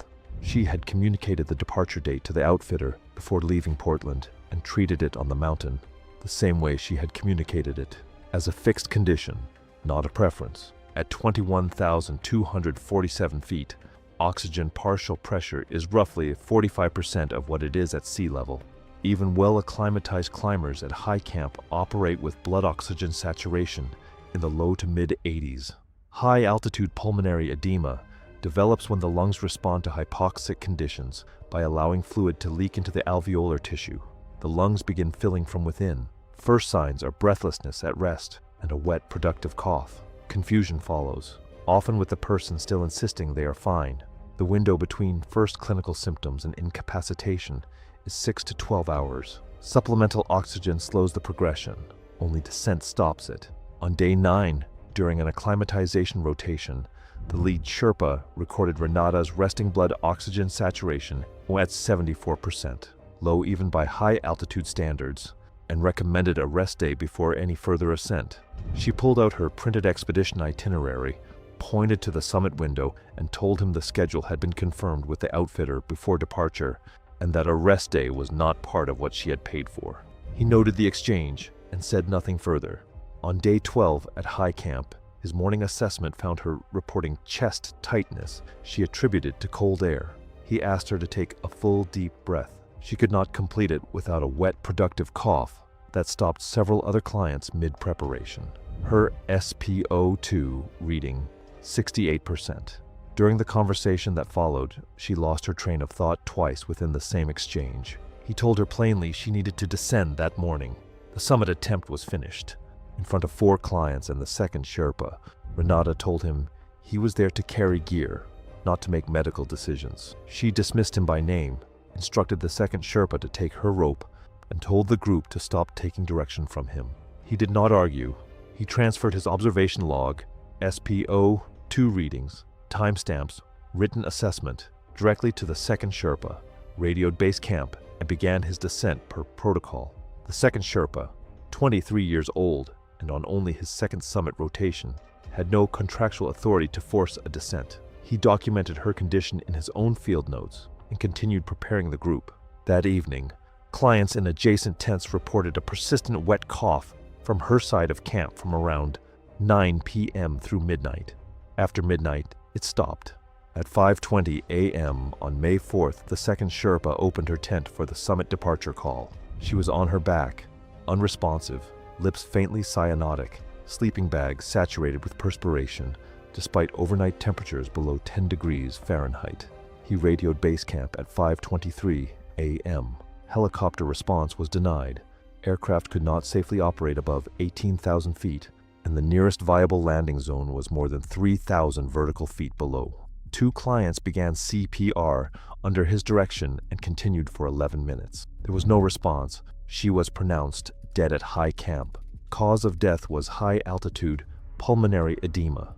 The coroner's report, processed at a medical facility in Kathmandu, listed the 68% SpO2 reading recorded that morning as clinically consistent with end-stage pulmonary fluid accumulation. The timeline in the lead Sherpa's field log matched the coroner's findings point for point. The morning assessment, the wet cough, the confusion. What he had written at high camp became the clinical record that explained everything found in her tent 14 hours later. Both Sherpas submitted their field notes to the outfitter's internal review and a separate report filed through the appropriate foreign affairs channels. The lead Sherpa was fully cleared. The review noted that his documentation before descending was the only reason the sequence of events could be reconstructed with the precision the report required. Body recovery from glaciated terrain required 3 additional days and coordination with 2 neighboring Sherpa teams. The outfitter revised their client agreement within 6 months, a mandatory descent clause, giving the lead Sherpa unilateral authority to initiate client descent without consent in cases of clinical altitude illness presentation. The clause did not exist the morning she handed over her rope. It existed because of it. It was May 23, 2017, at the Hillary Step on Mount Everest's southeast ridge. This narrow section sits high above 28,000 feet and forces climbers to move one at a time. That morning, a long line had formed, with dozens of climbers waiting for their turn to pass through. Linda Carver, 39, worked as a social media influencer and fitness coach in Los Angeles, California. She had climbed several well-known peaks before, mostly documenting them for her online audience. Everest was her biggest project yet, and much of her climb was tied to sponsorships and content expectations. Throughout the expedition, she often focused on delays, posting about things slowing her down and getting in the way of her progress. From what I saw, she treated the climb like something she needed to capture and complete, not something that required slowing down and adjusting. The Hillary Step is one of the most technical parts of the route. Climbers rely on fixed ropes to get up safely, and there is no space for passing. Everyone has to wait, no matter their experience or fitness level. At that altitude, waiting itself becomes dangerous because it drains oxygen and energy. Before the summit push, guides made it clear that delays were likely and that patience would be necessary. Linda didn't take that well. She showed frustration early and pushed to move ahead of others. She believed she could get through faster and didn't see why she had to stay in line. By the time she reached the base of the Hillary Step, the line had already grown long. Climbers were moving slowly but steadily. Linda became increasingly impatient as the wait stretched on. She checked her phone, looked ahead repeatedly, and complained about how slow everything was moving. At that point, it was obvious she wasn't willing to wait, even though everyone else had no choice. After waiting for about 45 minutes, she lost patience and decided to take matters into her own hands. Rather than staying safely clipped into the fixed rope as everyone else was doing, she moved off the main route. She carefully stepped onto exposed terrain in an attempt to pass several climbers ahead of her, thinking she could move faster on her own. The area she entered was treacherous, completely unprotected, with loose rock underfoot and a sheer drop stretching thousands of feet below. Her guide immediately shouted for her to stop and return to the secured line, warning her of the extreme danger, but she ignored the instructions and continued onward, focused only on getting ahead. From where I stood, it looked rushed. She was trying to move quickly in a place where every step needs to be controlled. As she carefully made her way across the slope, her footing suddenly gave out. The loose rock beneath her crampons shifted unexpectedly, and with no rope attached to catch her, there was nothing to stop the fall. In a heartbeat, she slipped and began sliding uncontrollably down the steep ice and rock. The slope was far too steep to recover, and the icy surface offered no friction to slow her momentum. Within seconds, she was accelerating, moving dangerously close to the edge. Other climbers could only watch in horror as she disappeared from view almost instantly, helpless to reach her or intervene. The entire sequence happened so fast that there was no time to react. One single misstep and everything was gone. Rescue teams could not reach the area where she fell. The terrain below was too steep and broken, with deep crevasses making recovery impossible. Her body was never found. The cause of death was recorded as a fatal fall after leaving the secured climbing route. Her phone and camera were later recovered near the Hillary Step, confirming her position and timeline. From how it happened, it felt preventable. The route was clear, and the system was there for a reason, but she chose to go around it. The incident received wide media attention because of her online presence. Her last post focused on pushing limits and reaching the summit, but the situation on the mountain did not match that mindset. In the end, the conditions didn't adjust to urgency or pressure. They only responded to how carefully each step was taken. It was March 14, 2014. Zion National Park in southern Utah was carrying the tail end of winter. Overnight temperatures had been dropping below freezing for weeks, and the freeze-thaw cycle had been working on the rock faces and scree fields throughout the backcountry in ways that aren't visible from the trail. A specific off-trail section near the Angels Landing corridor had an active closure marker posted at the approach, put in place because of documented unstable conditions in that area following the winter freeze cycle. Delvina Marsh was 41, a property manager from Scottsdale, Arizona. She drove up alone for a day hike, had completed the main Angel's Landing route once before, and had decided that prior experience was sufficient qualification to ignore an active trail closure. Her goal was a lesser-known overlook she had found referenced on a hiking forum, not an official destination, not a marked route, but just a spot someone had posted about online. She came with trail runners instead of boots, no trekking poles,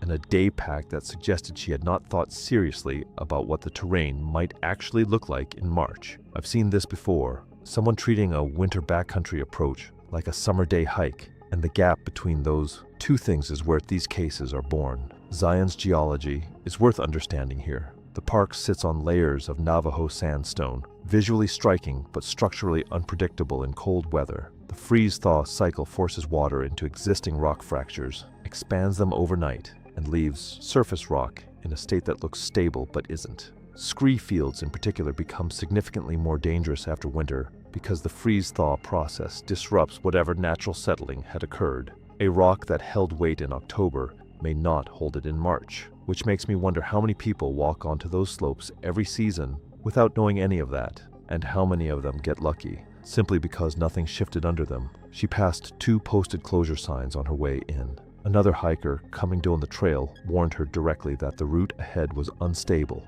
and that the rock conditions were bad. She waved him off without breaking stride and kept going.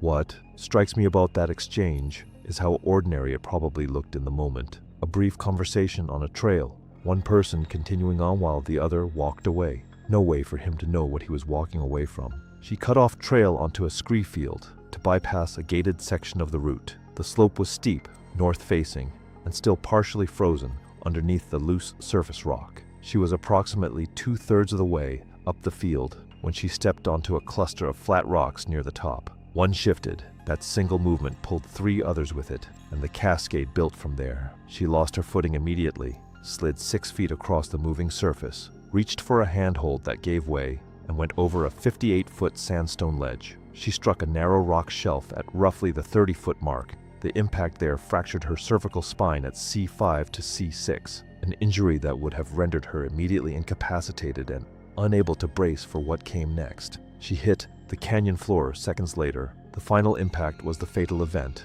The systemic trauma from that landing at that height onto sandstone was not survivable. A hiker on the canyon floor below heard the rock fall and saw debris land nearby but didn't locate her until he moved along the base of the wall toward the source of the sound. The hiker below called for help on a cell phone.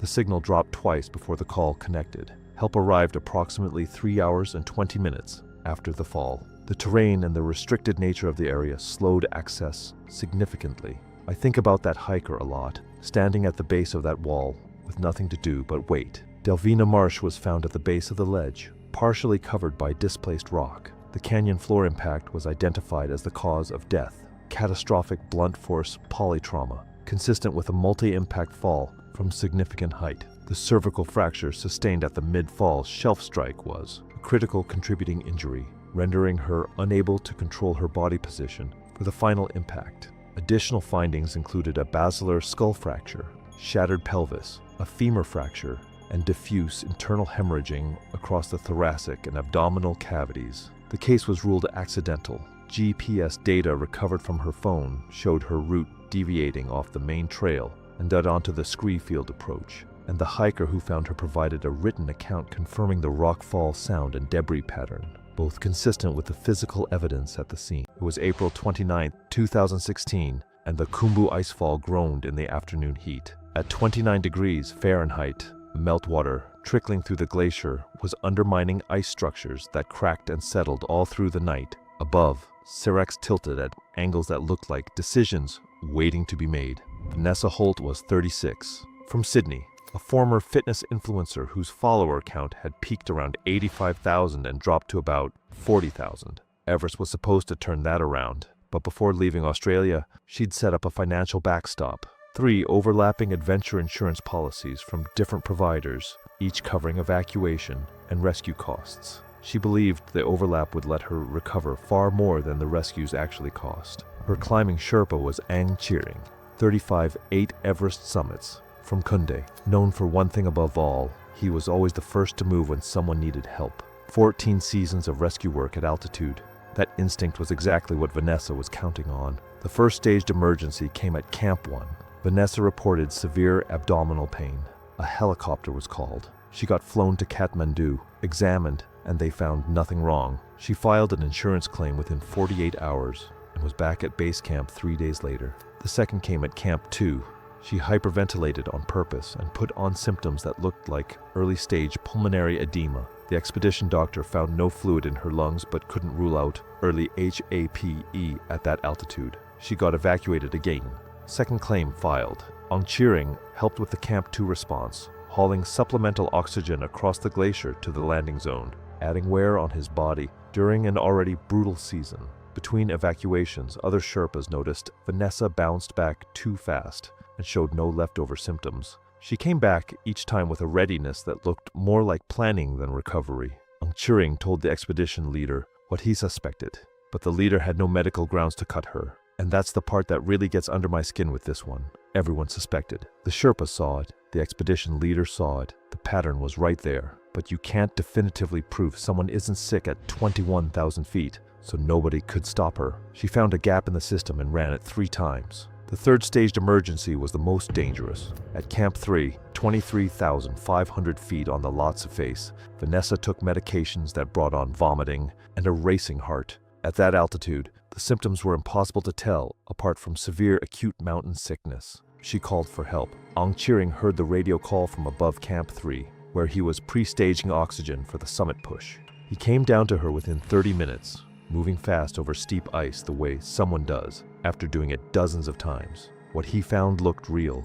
Vomiting, racing pulse, flushed skin. He started lowering her on the fixed ropes. During the descent, wind picked up on the exposed face, gusting to 35 miles per hour. The rescue became a real emergency, no matter whether the patient's condition was genuine. Ong Chiring was managing a body on 45-degree ice in worsening weather at 23,000 feet. At around 22,800 feet, the ice anchor he was waiting fractured. The screw pulled through a surface layer weakened by freeze-thaw cycling. Ong Chiring dropped 30 feet before his backup anchor caught. His body slammed into the ice wall, and the force went straight through his lower left leg. Compound fracture. Tibia and fibula both snapped, bone showing through his climbing suit. Bone through the suit. And what kills me is this is a man who was pre-staging oxygen for other people when that radio call came in. He wasn't even supposed to be on that section of the face. He went because that's what he always does.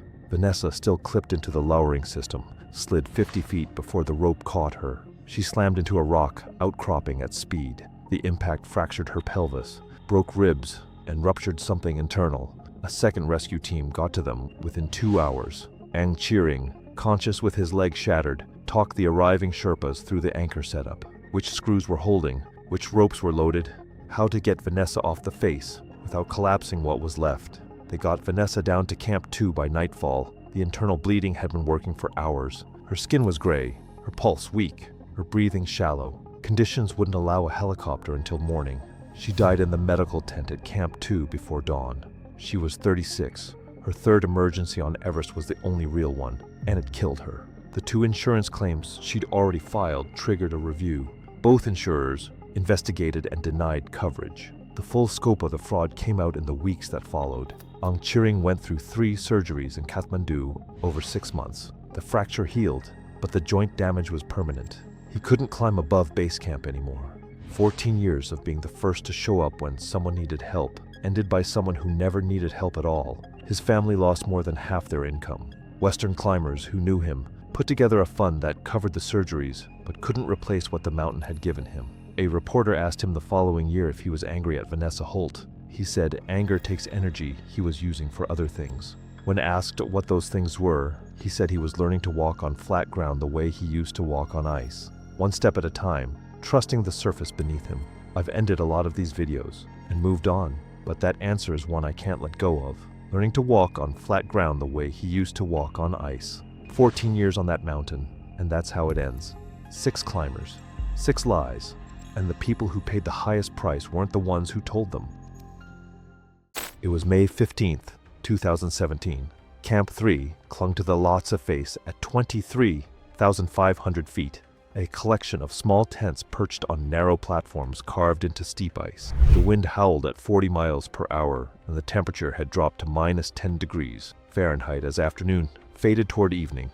Stephanie Harmon was 35 years old, a personal trainer and fitness studio owner from Denver who held multiple certifications in strength, conditioning, and athletic performance. She arrived convinced her training had pre-adapted her body to altitude and that standard protocols were overly conservative for someone at her fitness level. She repeatedly told other climbers that most altitude problems stemmed from poor conditioning rather than genuine physiological limitations. At 23,500 feet, atmospheric pressure is roughly 1/3 of sea level, meaning each breath delivers only 1/3 of the oxygen the body needs. Pulmonary edema occurs when low oxygen causes blood vessels in the lungs to constrict unevenly, forcing fluid into the air sacs where oxygen exchange happens. The accumulation makes breathing progressively more difficult, eventually drowning the victim. During the first rotation to Camp 2, Stephanie maintained a strong pace and showed no altitude sickness. She spent the rest day doing bodyweight exercises outside her tent. The expedition doctor explained unnecessary exertion was counterproductive, as the body needed energy for acclimatization. Stephanie dismissed this, citing muscle protein synthesis research and arguing that active recovery was superior to passive rest. During the second rotation, she again performed well, but hiked several hundred feet up the western CWM on her rest day, despite being explicitly told not to. She privately told other climbers the protocols were designed for average fitness levels, not athletes like herself. On May 14th, the team climbed from base camp to Camp 2, then continued to Camp 3 the following morning.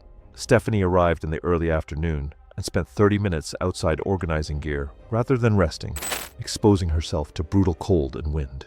By early evening, she had developed a dry cough. By 8 p.m., she was breathing rapidly and felt short of breath lying still. Sleep was impossible. At 10 p.m., she called to the guide, reporting difficulty breathing. He listened to her lungs and heard faint crackling. Her cough had become wet, producing pink-tinged sputum. The guide told her she needed to descend immediately. Stephanie argued that early-stage pulmonary edema could be managed with rest and supplemental oxygen. The guide was firm. Descent was not optional, and every minute of delay increased the risk. Stephanie insisted her cardiovascular system was stronger than average, and she could push through with oxygen support. When the guide remained insistent, she finally agreed, but asked to wait until morning for better visibility. The guide told her waiting was not an option. Stephanie's movements were slow as she prepared her gear, stopping frequently to catch her breath. Putting on boots and harness took nearly 20 minutes. 2 additional guides joined and clipped her into the fixed rope. The descent down the Lhotse face at night was treacherous. Stephanie's breathing was loud and ragged, audible over the wind. After descending roughly 500 feet over an hour, she sat down and could not continue. The guide placed an oxygen mask at maximum flow, but her breathing remained labored. Her lips and fingernails had taken on a bluish tint. Over the next 30 minutes, her breathing became a wet, gurgling sound. She began coughing up pink, frothy fluid, could no longer stand, and appeared confused. The guides rigged a short rope system and began lowering her down. Stephanie lost consciousness at approximately 23,000 feet, roughly 90 minutes into the descent. Her breathing became irregular, then stopped entirely at 22,800 feet. The guides performed CPR while administering oxygen with no response. Additional support arrived from Camp 2. They reached it at 3:30 a.m. The expedition doctor confirmed she had died. Stephanie had died from high-altitude pulmonary edema, progressing to complete respiratory failure. Her lungs had filled with fluid until oxygen exchange became impossible. The doctor noted that her 2-hour delay arguing about evacuation had likely been fatal. Had she descended when symptoms first appeared, survival would have been possible. Among her belongings was a training log documenting over 40 hours in hypoxic chambers, with handwritten calculations concluding she would acclimatize faster than standard protocols predicted. It was September 6, 2016. Fremont Canyon is a narrow granite gorge in central Wyoming, carved into the high plains near Alcova Reservoir. Its walls drop sharply on both sides, threaded with crack routes and multi-pitch technical lines that draw experienced climbers from across the region. From the rim on a clear fall morning, it looks approachable. Bryn Halstead was 38 and worked as a physical therapist in Laramie. She climbed 3 to 4 times a week at an indoor gym and had been doing so for almost 2 years. Strong, coordinated, and genuinely capable on gym routes up to 5.10. She booked a guided technical ascent through a licensed outfitter in late August, rated herself as intermediate to advanced on the intake form, and selected a multi-pitch route that included a crack section rated 5.9. The gap she didn't know existed. Gym climbing does not involve crack technique. A hand jam, where the climber seats their hand inside a vertical rock fissure and applies outward pressure against both walls to generate a hold, has no equivalent in gym movement. She had never placed one. Fremont Canyon's routes shift in character as they gain elevation. The first 2 pitches on the route Bryn selected are face-dominant, positive holds, predictable movement, accessible to a competent gym climber. Pitch 3 opens into a sustained hand and finger crack rated 5.9. A grip on the exterior edge provides no load resistance on a vertical pitch, and fall geometry on this section is outward swinging. A climber whose weight sits outside the crack at failure generates a lateral pendulum arc of 8 to 12 feet, enough to contact the adjacent wall or the ledge system below. The day before the ascent, the licensed guide conducted a skills assessment at the canyon base. On a short crack section of the warm-up route, Bryn gripped the exterior edge with her thumb on top. Functional on a low-angle 5.6, useless on a vertical crack under load. He told her the scheduled route required demonstrated crack technique at a 5.8 level and offered 2 alternatives: a face route within her ability, or a rescheduled ascent after a crack clinic. She told him she had not driven 4 hours to climb a beginner route. At 7:44 p.m., he sent a formal written refusal to the outfitter and to her booking contact, stating plainly that her skill level was incompatible with the crack sequence on pitch 3. The next morning, she arrived at the storefront in person, told the front desk she was filing a formal complaint against the guide with the relevant certifying body, and left a signed written note on record. She then located a 26-year-old through a gear shop bulletin board who agreed to guide the same route for $120 Aiken cash. No formal certification, no state licensure. They began the ascent at 10:40 a.m. Pitches 1 and 2 went without incident. Both were face-dominant and the movement matched her gym experience closely enough to feel familiar. Pitch 3 changed at the 15-foot mark. The informal guide had already led and anchored above. Bryn followed on a top rope belay. At the crux, her right hand gripped the crack exterior rather than seating inside. Her left foot came off the face simultaneously. She came off the wall. The rope caught, but her body position produced a lateral swing of 8 to 10 feet. She contacted the wall, face first on her right side, then swung back across the pitch and struck a ledge outcropping on the left wall with her left hip and lower back. She was conscious after the fall and said she was fine. 20 seconds later, she asked what pitch they were on, the same question she had just answered. The informal guide began lowering her. Midway through the lower, she lost consciousness and did not respond to his voice. He called for help at 12:14 p.m. Signal dropped twice before her position was relayed clearly.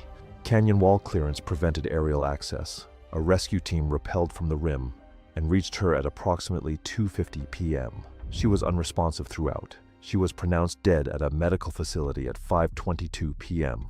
Cause of death was listed as closed head injury and internal hemorrhage, consistent with high force lateral wall impact and secondary ledge strike. The coroner noted the absence of a helmet as a significant contributing factor. The lateral pendulum arc produced by her fall geometry meant her head contacted exposed granite at speed, with nothing between them. The licensing review centered on the informal guide. He was cited for operating without state licensure and required to cease all commercial guiding activity. No criminal charges were filed. He cooperated fully with investigators, and his account of the fall sequence matched the physical evidence recovered at the scene: rope position, anchor placement, and transfer markings on the wall at the point of impact. Without contradiction, the original guide was cleared before the review formally concluded. His written refusal had described the pitch 3 crack sequence, the specific technical deficiency he observed during the assessment, and his reasoning for declining the route. Investigators noted that the fall occurred at the exact location and under the exact conditions he had outlined the evening before. There was nothing left for the review to determine about his conduct. The file was closed with no findings against him. It was April 29th, 2018, during the traverse between Camp 2 and Camp 3 on Mount Everest's Lhotse face. The steep exposed route at 23,500 feet requires climbers to remain constantly attached to fixed safety lines installed by Sherpa teams. Every step demands focus, and the margin for error is nearly non-existent. Patricia Doyle, 55, worked as a project manager for a construction company in Newark, New Jersey. She had climbed multiple Adirondack peaks and attempted Denali twice, both cut short by bad weather. She joined the Everest expedition, thinking her lower altitude experience was enough, and she often complained that the ropes and strict rules felt like overkill. The Lhotse face rises 4,000 vertical feet above Camp 2, with ice slopes averaging 40 degrees and sections reaching 60 degrees. Fixed ropes installed annually provide the only protection against fatal falls into crevasses or off cliff faces. Climbing the face requires careful clipping and unclipping while using crampons and ice axes, a physically exhausting process even for experienced mountaineers. I remember thinking how exhausting it looked, even for people who followed every rule. During base camp briefings, Sherpa Angrita demonstrated proper fixed-line procedures and emphasized that failure to follow them could be fatal. Doyle participated, but dismissed the exercises as unnecessary. She argued that her experience allowed her to move safely without remaining attached at every step. I thought it was risky to watch someone so confident ignore advice that could save their life. On the morning of April 29th, teams began the traverse from Camp 2 toward Camp 3 across a particularly exposed section. The route narrowed to a ledge less than 2 feet wide at approximately 23,800 feet, with fixed anchors spaced 30 feet apart. Climbers ahead moved methodically, carefully clipping at each anchor while negotiating the wind-packed ice. Doyle grew visibly frustrated with the pace and repeated safety procedures. I could see her, impatience building, and part of me worried it would lead to a mistake. After waiting about 45 minutes, she decided to take matters into her own hands. She unclipped from the fixed line, determined to move past slower climbers and get back in control of her schedule. For the first 20 feet, she moved confidently, maintaining her balance and rhythm, appearing sure of every step. But at the narrowest point, her crampon struck a hidden patch of verglas, a thin, glossy sheet of ice over solid rock, and failed to grip. Her foot slid sideways, and without the security of the fixed rope, she lost balance instantly. I felt a chill run through me the moment I saw her slip. At that height, there was no way to stop a fall.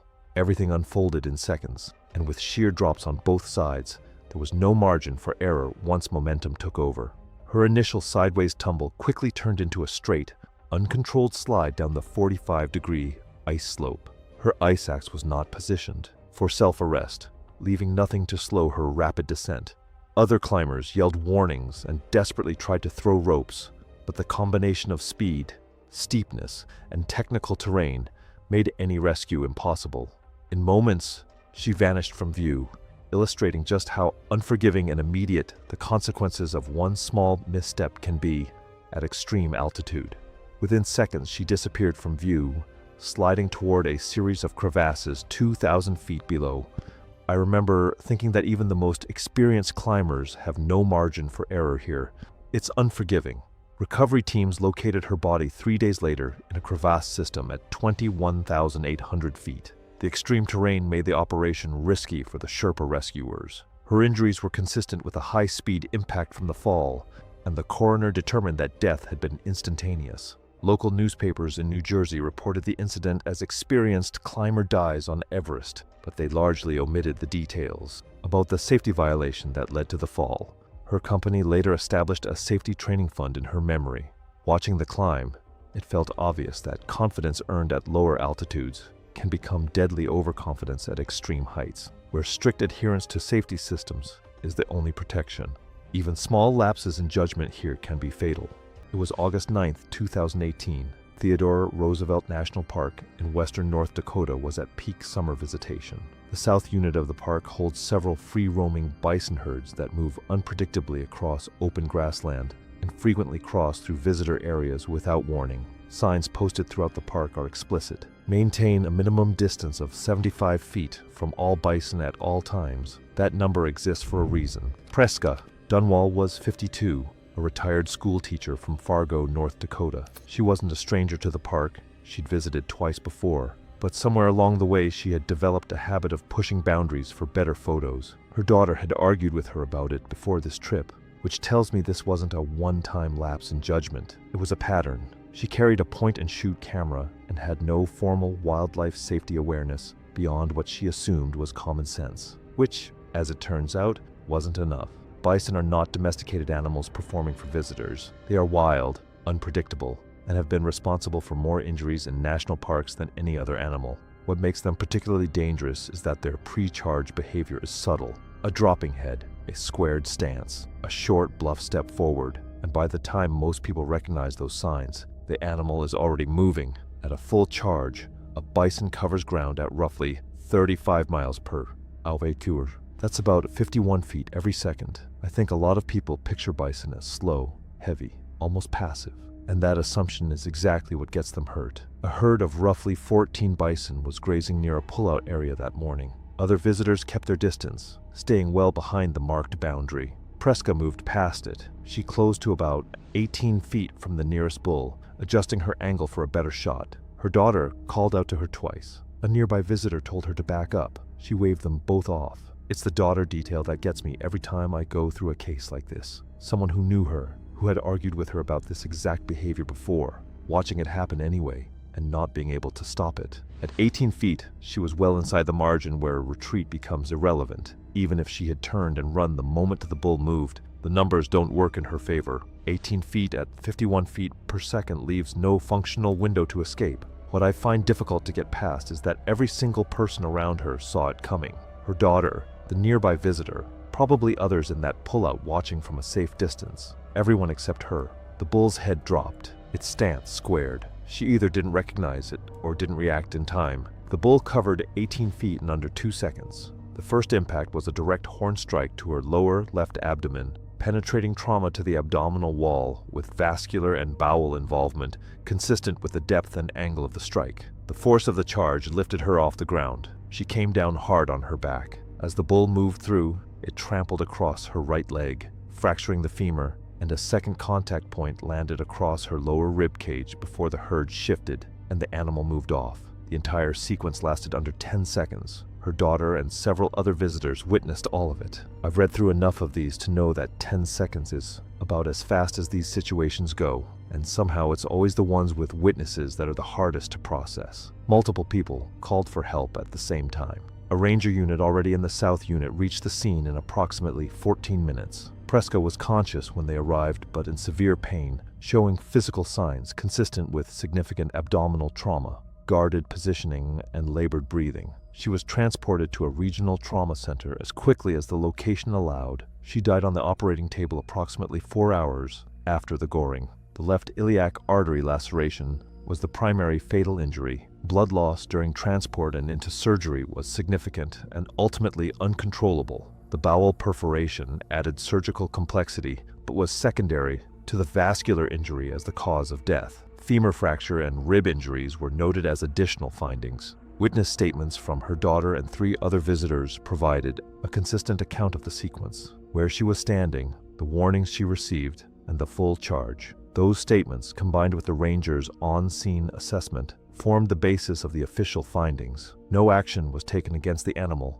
The case was ruled an accidental death. It was May 17, 2016, and the pre-dawn cold at Camp 3 on the Lhotse face held at -20 degrees Fahrenheit. The camp clung to a narrow shelf chopped into the ice at 23,500 feet. Tents anchored by screws driven into blue ice that creaked under thermal stress. Stacy Lusk was 44, from Scottsdale, Arizona, a real estate executive with a legitimate climbing resume. Denali Aconcagua, multiple Himalayan trekking peaks. She had planned to climb Everest, but missed the permit deadline and lost her guiding slot. She took a discounted Lhotse position instead, accepted on paper, never intended to climb Lhotse. Her climbing Sherpa was Pemba Chotar, 33, with 7 Lhotse summits and 4 on Everest. Small in stature, but his endurance at altitude was something bigger climbers couldn't match. Throughout the expedition, Stacy kept asking detailed questions about the Everest route, where it split from Lhotse, how the ropes were set up above Camp 3, what the traverse across the Yellow Band looked like.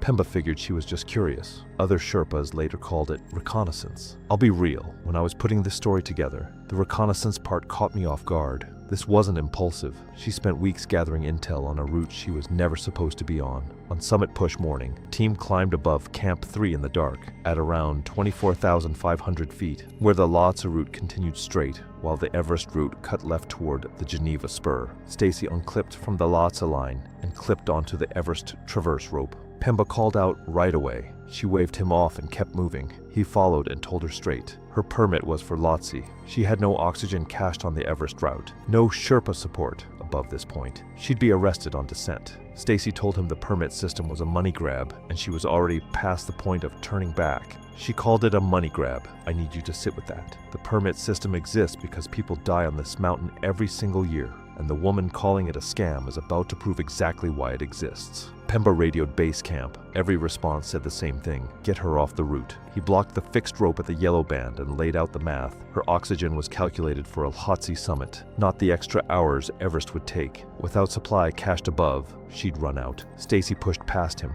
Pemba refused to follow. He unclipped from the Everest rope and went back down to the Lhotse line. Stacy was alone on the Everest route, above 25,000 feet. She made it to around 26,200 feet on the Geneva Spur before the oxygen math became undeniable. She turned around, but she'd been above 24,500 feet for hours longer than planned, exhausted, hypoxic, moving through terrain she'd never seen before. On the traverse back, she missed a clip-in point on an exposed section of rope. She tumbled several hundred feet, down the face before coming to rest against broken ice. A Sherpa team found her the next morning. Pemba Chotar was questioned by authorities for 2 days. His answers never changed. He warned her, blocked her, radioed for support, and refused to enable the decision. He was cleared, but other Sherpas said he was quieter after that season. 2 days of questioning for a man who did everything right. That part genuinely made me angry. He warned her, he blocked the rope, he called it in, and he still had to sit in a room and justify himself.